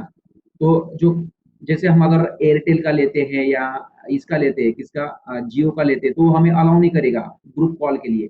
अगर हमारा अगर खुद का अगर कम्युनिकेशन रहेगा तो हम ग्रुप कॉल कर सकते हैं। जैसे देखो एमटीआरसी में ब्रॉडकास्ट कम्युनिकेशन, तो ब्रॉडकास्ट में क्या है, मैं एट ए टाइम सबको सबके साथ में कम्युनिकेट कर सकता हूँ, है ना। तो वो फीचर हमें प्राइवेट कंपनी अलाउ नहीं करेगी, है ना, क्योंकि एक साथ पूरे चैनल्स ब्लॉक हो जाएंगे। ये हमारा खुद का अगर नेटवर्क है तो हम अपने लिए कुछ भी कर सकते हैं, लेकिन बाहर की जो प्राइवेट कंपनी, वो हमें निजी कंपनी हमें अलाउ नहीं करेगी, क्योंकि उनको बाकी लोगों को भी तो सर्विस देनी है ना। तो हमें ग्रुप कॉल या वो करने के लिए हमें जीएसएमआर की जरूरत पड़ सकती है। तो अपने ये पॉइंट आप लिख सकते हो, ठीक है। फिर इसमें लिखा है कि one cell phones are provided to all drivers and the driver of a particular train, है ना, is needed. It would be difficult for the controller to remember the cell phone number of the particular driver. It would be better if there is a functional addressing which enables dialing code of driver of 702, which will be analyzed by the systems and the specific driver at the train will get the call. अभी इसमें क्या बोल रहा है कि जो system है वो सिस्टम में ही सब कुछ लॉग रहेगा। कोई भी ट्रेन अगर रनिंग में हो, स्टेबल हो, तो उसका जो है ऑटोमेटिकली सब कुछ डेटा अवेलेबल रहेगा। तो कंट्रोलर पे क्या है, कोई भी याद रखने की जरूरत नहीं है, सिस्टम में दिया हुआ है, वो जस्ट सिलेक्ट कर सकता है और कम्युनिकेशन मतलब एस्टेब्लिश कर सकता है किसी भी लोको पायलट के साथ में या गार्ड के साथ में। If some emergency situation in the locality makes all channels busy due to sudden flood of calls, and at that particular period driver of running train tries to originate a call, है ना। तो ऐसा हो सकता है कि मतलब इसमें क्या है कि अगर तुम्हारा ट्रैफिक अगर एंगेज है और उस समय अगर सडनली अगर कुछ प्रॉब्लम आ जाता है, तो इसमें कॉल ओवरराइड हो सकता है, ऐसा फैसिलिटीज में दिया हुआ है। जैसे एमटीआरसी में भी एक स्विच दिया हुआ है, ईएम करके, मतलब इमरजेंसी कम्युनिकेशन। तो वो ईएम बटन दबाएगा ना, तो भले ही कंट्रोलर किसी और के साथ में बात कर रहा है, तो उस कॉल पे इसका कॉल ओवरराइड हो जाएगा और कंट्रोलर के साथ में इसका कम्युनिकेशन एस्टेब्लिश हो जाएगा। तो सेम फीचर जीएसएमआर में भी दिया हुआ है।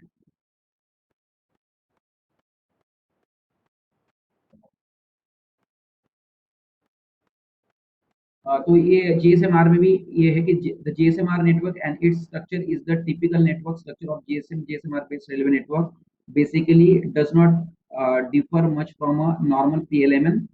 पीएलए मतलब ये जो अपना जो प्राइवेट नेटवर्क है and its extensions in term as network elements standardised interface and connectivity. मतलब जस्ट हमारा प्राइवेट नेटवर्क जैसा ही जीएसएमआर रहेगा। और टिपिकल ये मतलब पॉइंट याद रखने की आपको जरूरत नहीं है, just like information. A typical GSMR network is built of several cells alongside the track.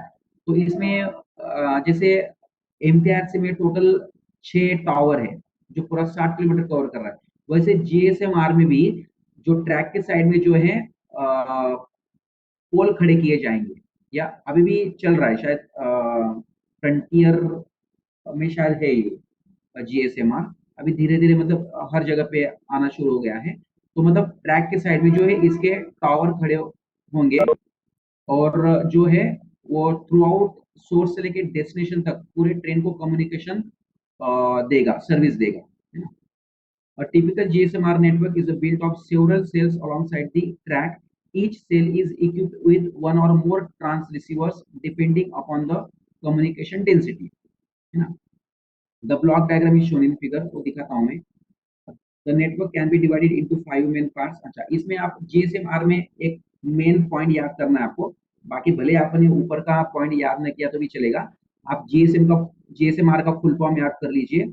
GSMR में डाउन लिंक और अप लिंक फ्रीक्वेंसी कौन सी है वो याद कर लीजिए, और GSMR के मेन पार्ट्स कौन से वो याद कर लीजिए। जैसे देखो यहाँ पे टोटल 5 पॉइंट दिए हुए मैंने, है ना।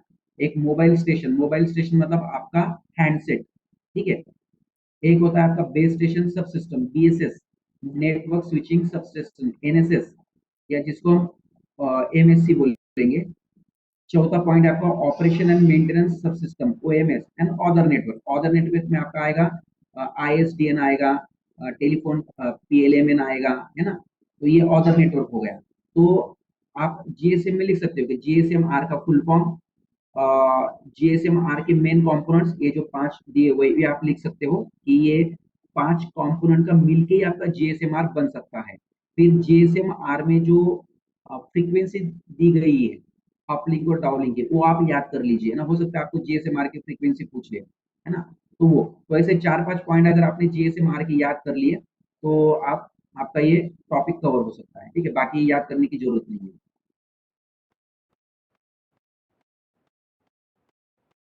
तो ये मेन कंपोनेंट ऑफ जीएसएमआर आप ये याद कर सकते हो कि मेन कंपोनेंट जीएसएमआर के क्या-क्या होते हैं। The system consist of following सब सिस्टम्स, मोबाइल स्टेशन एमएस, मतलब मेरे पास जो मोबाइल है, आपके पास जो मोबाइल है उसको मोबाइल स्टेशन बोलते हैं एमएस।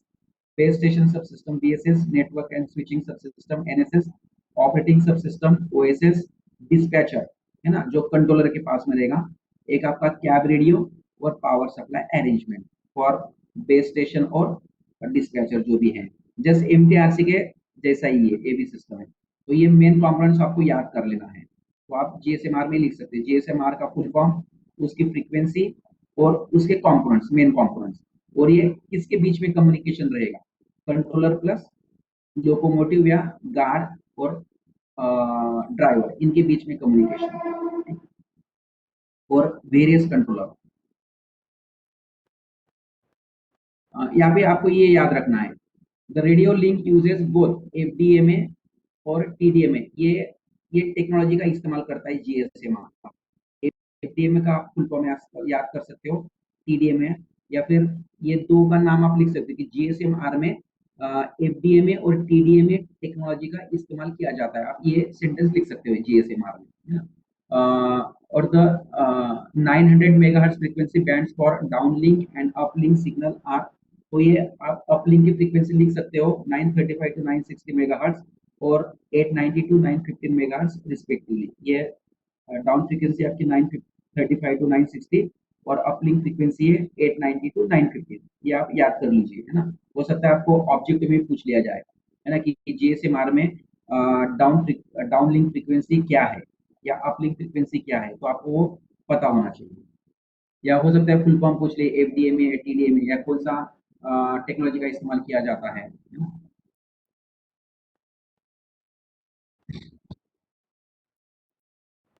ये जो एडवांसमेंट और जीएसएम मतलब जैसे भी प्राइवेट कंपनियां जो इस्तेमाल कर रही है ना, एयरटेल है, 3G है, वोडाफोन है, तो इससे और बेटर क्या हो सकता है? तो इसमें क्या है, तो special requirement of GSM are, तो हमें मतलब रेलवे को जरूरत क्यों पड़ी, है ना?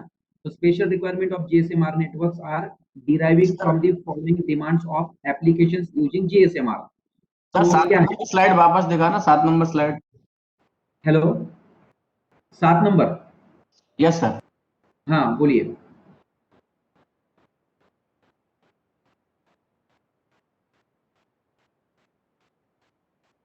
आपको इतना याद रखना है कि जीएसएमआर का फुल फॉर्म लिखो। जीएसएमआर की हमें जरूरत क्यों पड़ रही है, अभी नेक्स्ट स्लाइड में आएगा 8 नंबर में। उसका frequency up link down link उसको याद कर लो आप। टेक्नोलॉजी कौन सा इस्तेमाल होता है, एफडीए में, टीडीए में, है ना, वो याद कर लीजिए। और जीएसएमआर के मेन कंपोनेंट्स कौन से कंपोनेंट्स है ना, एमएससी, पीएससी, बीटीएस, एमएस जो भी है वो आप लिख सकते हो कि इनका मिलके ये जीएसएमआर बनता है। हो गया आपका 7 number? Hello. Yes sir, yes sir, yes. हाँ, तो अभी ये जीएसएमआर की हमें जरूरत क्यों पड़ रही है, तो आप ये 2-3 पॉइंट आप लिख सकते हो कि रेलवे को क्यों जरूरत पड़ रही है। अगर सपोज फ्यूचर में अगर हमारी ट्रेन अगर अभी देखो अपनी बहुत सारी ट्रेन जो है वो 110 की 120 की स्पीड से चलती है, हो सकता है आगे फ्यूचर में बुलेट ट्रेन भी आ जाए, तो उस समय भी कम्युनिकेशन एस्टेब्लिश करना बहुत जरूरी होता है। तो ये जीएसएमआर के कारण से क्या होगा कि ट्रेन भले बुलेट ट्रेन हो या 500 या 600 की स्पीड से ट्रेन चल रही है, तो भी जीएसएमआर से कम्युनिकेशन एस्टेब्लिश हो सकता है विदाउट एनी वॉइस ब्रेकिंग, है ना। तो यहाँ पे दिखा है कि seamless communication up to speed of 500 kilometre per hour. अगर हमारी ट्रेन अगर 500 किलोमीटर की स्पीड से भी चल रही है, तो भी जीएसएमआर के थ्रू हम गार्ड और ड्राइवर के साथ कम्युनिकेशन कंट्रोलर से बन सकता है ना, without any disturbance. Efficient usage of limited number of frequencies, है ना, हम ज्यादा चैनल्स का भी इस्तेमाल कर सकते हैं। 95% coverage for 95% of the time in a designated coverage area with level of about -90 dBm। तो ये जो पावर दिया गया है -90 dBm, तो उस लेवल तक भी हम कम्युनिकेशन कर सकते हैं और 95% हम मतलब कवरेज में ही रहेंगे, है ना। 5% सिर्फ एरर रहेगा, चलेगा, कोई प्रॉब्लम नहीं, लेकिन 95% हमारा कम्युनिकेशन एस्टैब्लिश होगा ही जीएसएमआर के through. Hand over success rate of above 99.5 even between GSMR network.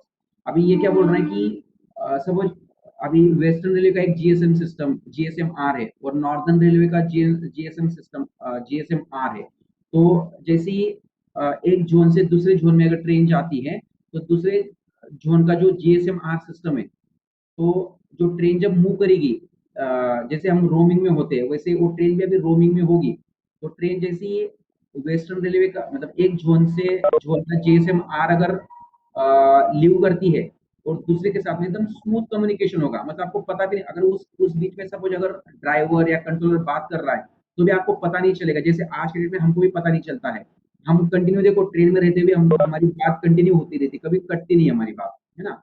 तो क्या है, एकदम स्मूथ हैंड ओवर होता है, मतलब एक टावर दूसरे टावर को इजीली आपका जो मोबाइल स्टेशन है, मतलब आपका जो इक्विपमेंट है उसका जो कनेक्शन है वो स्मूथली ट्रांसफर करती है, आपको पता नहीं चलता है कि हमारी वॉइस ब्रेक हो रही है, इतना माइक्रो सेकेंड्स में ट्रांसफर होता है। तो जीएसएमआर में भी वही खासियत है कि जो हैंड ओवर जो सक्सेस है, मतलब आप अगर किसी बीटीएस के अगर कवरेज में है और आप अगर अगले 1 मिनट में अगर दूसरे बीटीएस के कवरेज में जा रहे हैं, तो भी एक बीटीएस दूसरे बीटीएस को एकदम स्मूथली इंफॉर्मेशन पास करेगा ताकि आपको बिना रुकावट आपकी बात कंटिन्यू हो पाए, ठीक है। तो इसलिए हमको जीएसएमआर की जरूरत है। High availability of both transmission path and network equipment dependent on the applications in use, है ना। तो मैंने आपको पहले ही बताया था कि जैसे ब्रॉडकास्ट है या ग्रुप कॉल है, हमें प्राइवेट एजेंसी अलाउ नहीं करेगी, लेकिन जीएसएमआर जो है हमारा खुद का नेटवर्क है, इसलिए हम जो चाहे वो फीचर्स हम इस्तेमाल कर सकते हैं, ठीक है।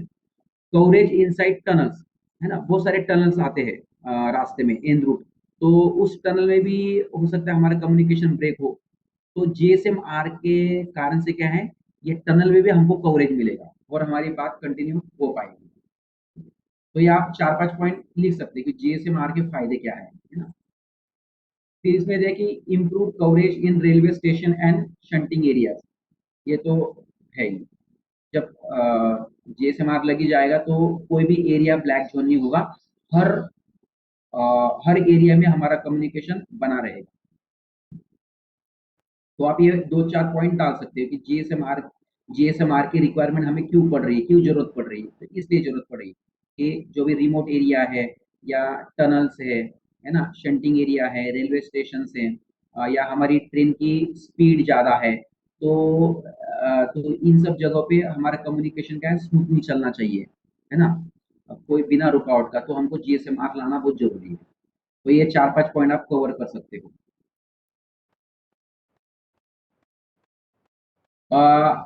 आपको मैंने देखो एक ब्लॉक डायग्राम बताया था, तो आप ब्लॉक डायग्राम में तो याद कर सकते हो कि मेन कंपोनेंट्स क्या क्या है। आपने अगर सपोज ब्लॉक डायग्राम अगर पूछा कि भी जीएसएमआर का ब्लॉक डायग्राम बना के हमें समझाइए, तो वो ब्लॉक डायग्राम आप बना सकते हो। मतलब जस्ट एक ब्लॉक बनाने के हैं, उसमें नाम लिखने हैं और कनेक्शन दिखाना है। बाकी वो ट्रेन का साइन बिना आपको मतलब वो फोटो दिखाने की जरूरत नहीं है। उसकी जगह पे आप एक बॉक्स निकाल दीजिए, वहाँ पे आप ट्रेन नाम लिख दीजिए, मतलब ये ट्रेन है करके, है ना।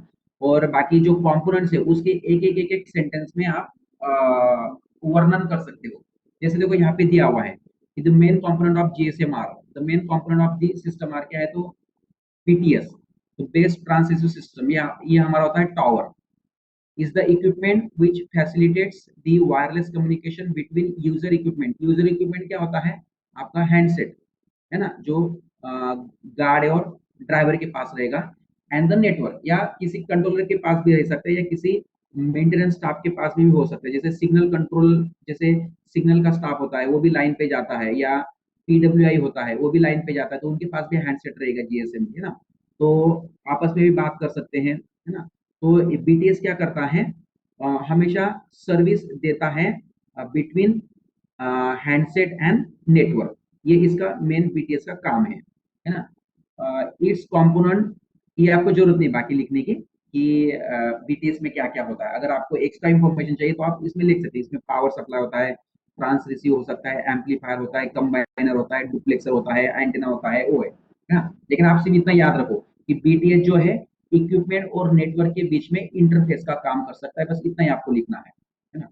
बाद में है बीएससी, बेस स्टेशन कंट्रोलर। तो बेस स्टेशन कंट्रोलर का काम क्या है, तो controls the activities of all the BTS, मतलब सभी बीटीएस की एक्टिविटीज को ये कंट्रोल करता है। कौन करता है, बीएससी, है ना। बस इतना ही लिखना है आपको, बाकी कुछ नहीं। नेक्स्ट है सब्सक्राइबर आइडेंटिटी मॉड्यूल्स, सिम, हम जिसको सिम कार्ड बोलते हैं। तो सिम कार्ड में क्या होता है, जो सब्सक्राइबर, जो यूजर होता है, उसकी सारी इंफॉर्मेशन उसमें रहेगी, मतलब उसका नंबर, उसका एड्रेस, है ना, उसका लोकेशन वगैरह जो भी वो उसमें रहेगा। तो आप इतना लिख सकते हैं कि सिम का, या आपको सिम का फुल फॉर्म भी पूछ ले तो आपको याद रखना है सब्सक्राइबर आइडेंटिटी मॉड्यूल्स। उसमें क्या होती है, सब्सक्राइबर की इंफॉर्मेशन होती है। Operation and maintenance centre, OMC, for managing the network. तो ओएमसी का काम क्या है, जैसे आपने ब्लॉक डायग्राम में ओएमसी डाला है, तो ओएमसी का काम क्या है, ये नेटवर्क को मैनेज करता है। बस इतना ही लिखना है कि OMC manages network, whole network आप लिख सकते हो। ज्यादा लिखना नहीं है, बस एक सेंटेंस, बाकी पढ़ो आप सब, लेकिन लिखो एक सेंटेंस में। ये है MSc, mobile service switching centres, ये सबसे मेन पार्ट होता है इस वाला, है ना। The switching part is controlled by the Mobile Service Switching Center, MSC. It monitors subscriber mobility and manages resources for the handling and updating locations information of the subscribers. बस इतना लिख दो, बहुत हो गया, है ना। तो ये जो है मतलब अदर नेटवर्क के साथ में कनेक्शन का भी काम करता है, मॉनिटरिंग का काम करता है, और जो भी इसके पास, और ये बाकी जो अदर कंपोनेंट्स लगे हैं, जैसे EIR लगा हुआ है, MR लगा है, HLR लगा है, वहां से इंफॉर्मेशन लेके ये कंट्रोलिंग करते रहता है, ठीक है। एक होता है HLR, होम लोकेशन रजिस्टर। तो इसका काम क्या है कि subscriber relevant data are kept in a database call home location register. मतलब जो इंपॉर्टेंट जो सब्सक्राइबर के बारे में इंफॉर्मेशन है ये HLR में होती है ना, बस इतना ही लिखना। It also contains information regarding real time location of the roaming subscriber. मतलब HLR में वो इंफॉर्मेशन रहेगी कि अभी आपका हैंडसेट कहाँ पे है या यूजर कहाँ पे है ना, विथ लोकेशन के साथ में इंफॉर्मेशन HLR में पड़ा रहेगा और HLR इंफॉर्मेशन देगा MSC को, है ना। तो HLR का सिर्फ आप फुल फॉर्म लिख सकते हो और उसका काम क्या है या उसमें क्या इंफॉर्मेशन हो सकती है वो आप इतना लिख सकते हो, बाकी लिखने की जरूरत नहीं है, ठीक है।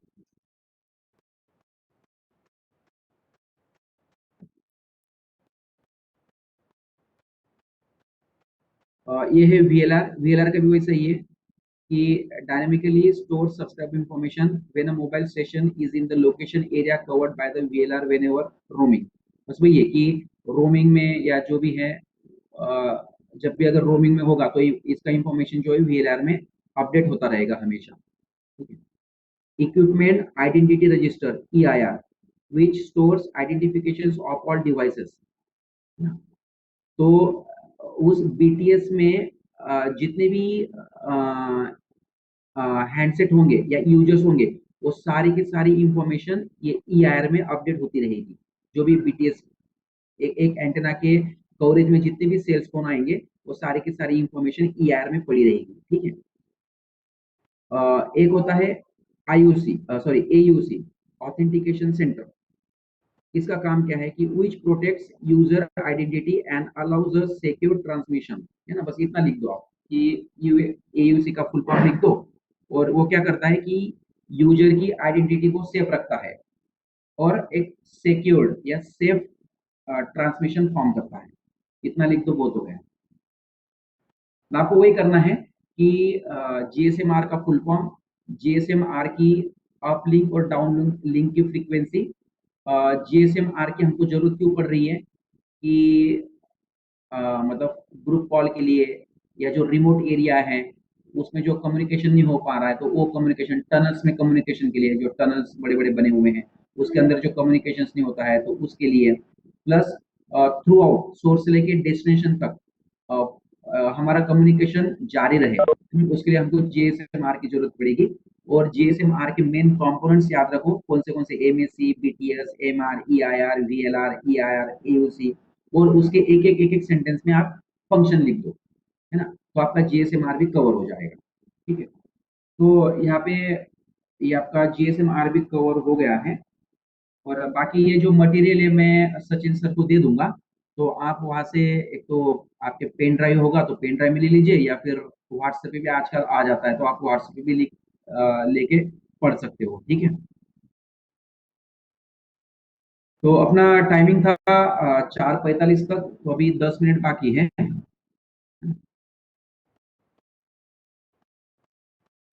तो मैं ये सचिन सर को दे दूंगा ये पूरे स्लाइड्स, तो आप उनसे ले लेना, व्हाट्सएप में ले लेना या पेन ड्राइव में ले लेना, तो आप घर पे भी पढ़ सकते हो। और GPS के बारे में भी बहुत सारा जो इन्फॉर्मेशन है वो गूगल में अवेलेबल है, तो आप वहां से भी पॉइंट्स ले सकते हो, है ना, कोई प्रॉब्लम नहीं। अच्छा, अपना भी थोड़ा मैं TMS के बारे में आपको बता देता हूँ। वैसे TMS अपना सब्जेक्ट नहीं है, वैसे भी 10 मिनट है ना। वैसे भी TMS शायद आपके पास TMS के नोट्स भी होंगे। आपको TMS का क्या करना है, सिर्फ एक जस्ट 10 मिनट में आपको मैं कवर कर देता हूँ इसका भी TMS।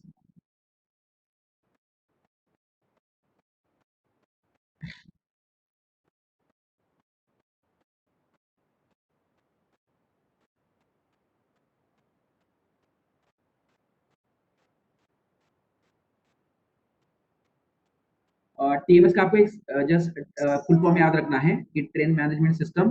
ये जो TMS है ये चर्चगेट और विराट सेक्शन कवर करता है। आपको इतना एक TMS का फुल फॉर्म लिख लेना है। और ये कहाँ पे इंस्टॉल किया गया है, मुंबई डिवीजन में, for for smooth train movement, for controllers, for train management, ठीक है। तो आप इतना एक से मैं आपको बोल देता हूँ कि मतलब टीएमएस के कौन से पॉइंट आपको याद रखने हैं अगर टीएमएस अगर पूछता है तो।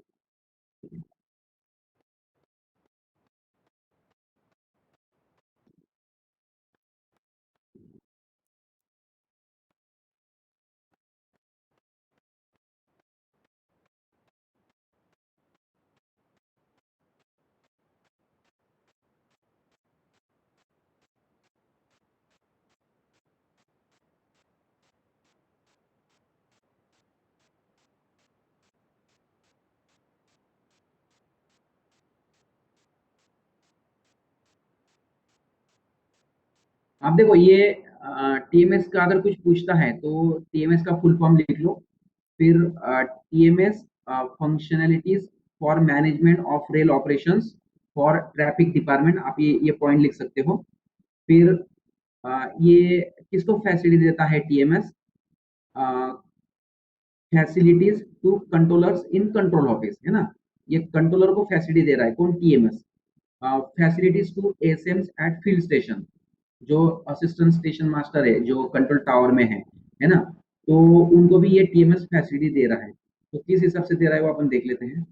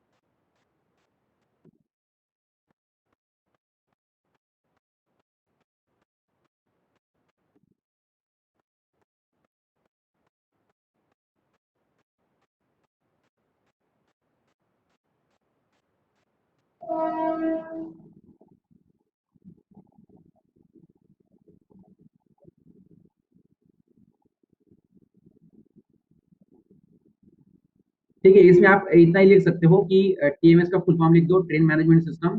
ट्रेन मैनेजमेंट सिस्टम जो है वो ट्रैफिक कंट्रोलर को ट्रेन मूवमेंट या ट्रेन मैनेजमेंट या ट्रेन ऑपरेशन को स्मूथ रीति से चलाने के लिए एक मतलब टीएमएस हेल्प करता है। तो ईएमएच जो है ये आपका टोटल 2 सेक्शन कवर करता है चर्चगेट से विरार के बीच में, मतलब आपका एक चर्चगेट से विरार है, सॉरी चर्चगेट से विले पार्ला और एक अंधेरी से विरार है।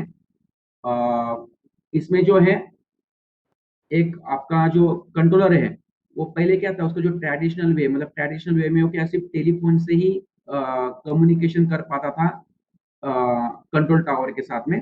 अभी वैसा नहीं है, अभी उसको क्या है, एक बॉम्बे सेंट्रल में जो एक बड़ी स्क्रीन लगी हुई है उसमें वो पूरा फील्ड फील्ड में जितनी भी ट्रेन चल रही है, मतलब स्टेबल हो चाहे रनिंग में हो, तो वो एट ए टाइम वो स्क्रीन पे देख सकते हैं। जैसे कोई यहाँ पे एक स्क्रीन दी हुई है ना, तो जो भी डेटा आता है रिले रूम से वो टोटल डेटा वो आपको एट ए ग्लांस वो देख सकता है। यहाँ पे कौन? ये टीएमएस के थ्रू कंट्रोलर देख सकता है। तो पहले ये चीज नहीं थी, पहले क्या है सिर्फ कंट्रोल टेलीफोन था और जो भी ए से मुझको बता रहा है उसी इंफॉर्मेशन पे आपका जो कंट्रोलर है वो डिपेंड होता था। लेकिन अभी वैसा नहीं है, अभी उसको सारी चर्चगेट से लेके विरार तक की सारी ट्रेन की पोजीशन विथ नंबर उसको इस ट्रेन पे डिस्प्ले हो पा रही है थ्रू टीएमएस, है ना। अ,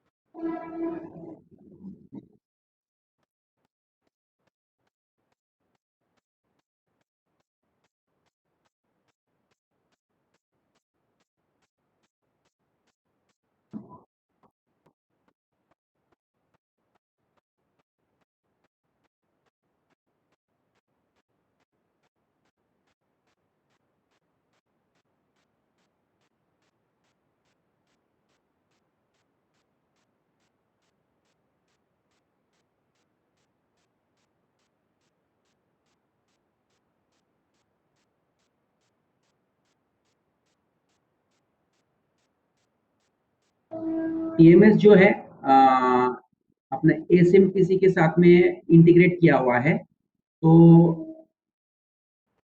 जो भी प्लेटफॉर्म पे जो आप इंडिकेटर देख रहे हो, तो यहाँ पे जो एक ऊपर टाइमिंग आ रहा है एक्सपेक्टेड इन मिनट्स, वो थ्रू टीएमएस ही आ रहा है। इसमें क्या है, जो भी एसएमपीसी है वो इंटीग्रेट किया गया है टीएमएस के साथ में। तो टीएमएस में जो भी ट्रेन की इंफॉर्मेशन है वो इंफॉर्मेशन जो है टेलीग्राम के थ्रू आती है एसएमपीसी में, और उसी हिसाब से एसएमपीसी जो है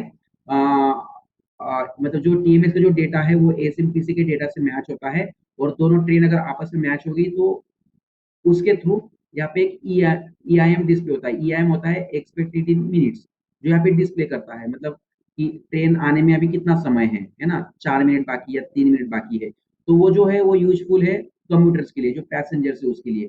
तो पैसेंजर्स यहाँ पे EIM देख सकता है कि मतलब कितने मिनट में हमारी ट्रेन आएगी, तो मुझे इस मिनट में क्या कर लेना है ना। तो पैसेंजर डिसाइड कर सकता है कि मुझे ट्रेन पकड़नी है या नहीं पकड़नी है। तो जस्ट कम्यूटर्स के लिए ये मतलब बेनिफिट है। तो वो EIM देख के ही ट्रेन पकड़ने का डिसीजन ले सकता है। ठीक है, यहाँ पे एक टीएमएस की तरफ से एक 32 इंच का हर एंट्री पॉइंट पे, मतलब प्लेटफॉर्म पे हर एंट्री पॉइंट पे वीडियो डिस्प्ले दिया गया है, जिसमें आपको एट ए टाइम 4 ट्रेनों की इंफॉर्मेशन दिखाई देगी, है ना। पहले ये फैसिलिटी नहीं थी। ठीक है, तो यहाँ पे क्या है ना, ये एक मैंने पिछले साल भी एक मतलब 4-5 पॉइंट्स बना के दिए थे टीएमएस के।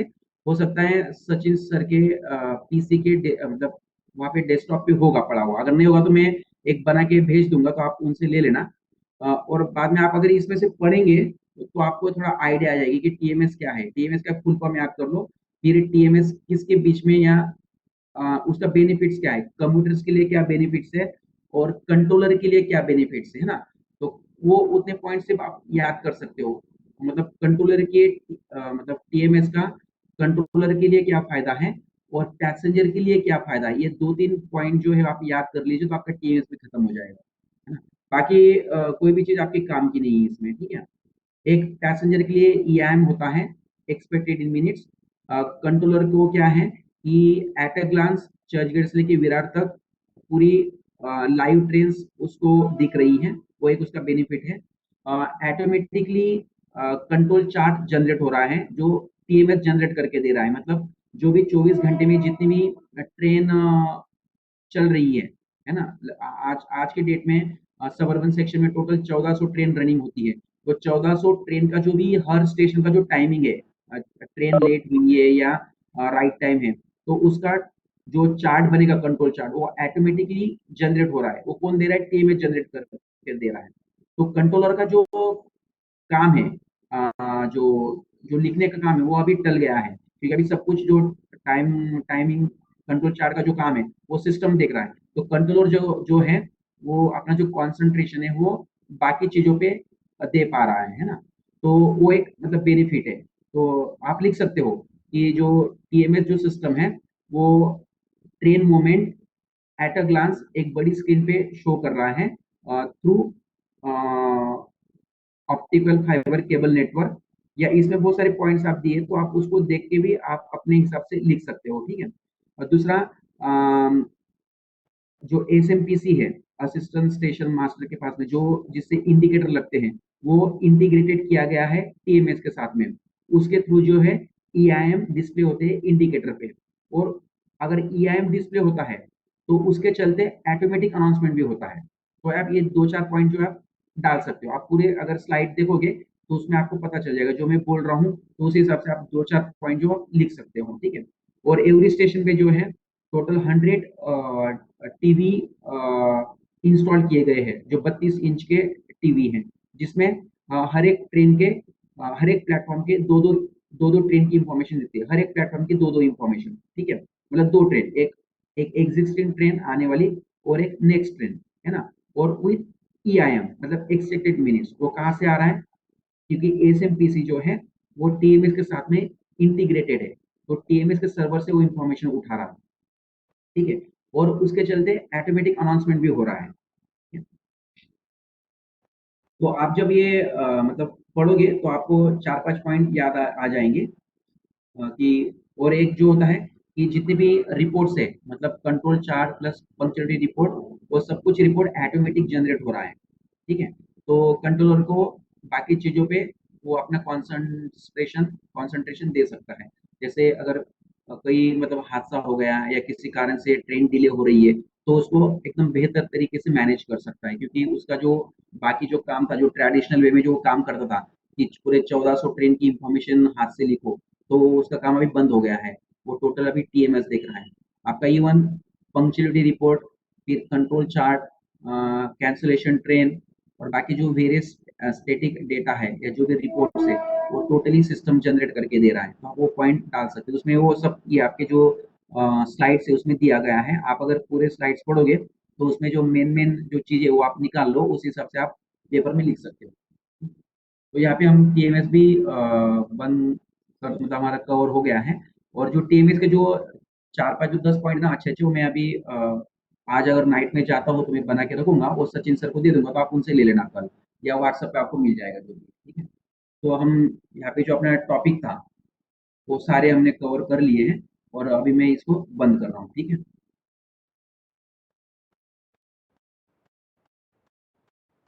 ठीक है।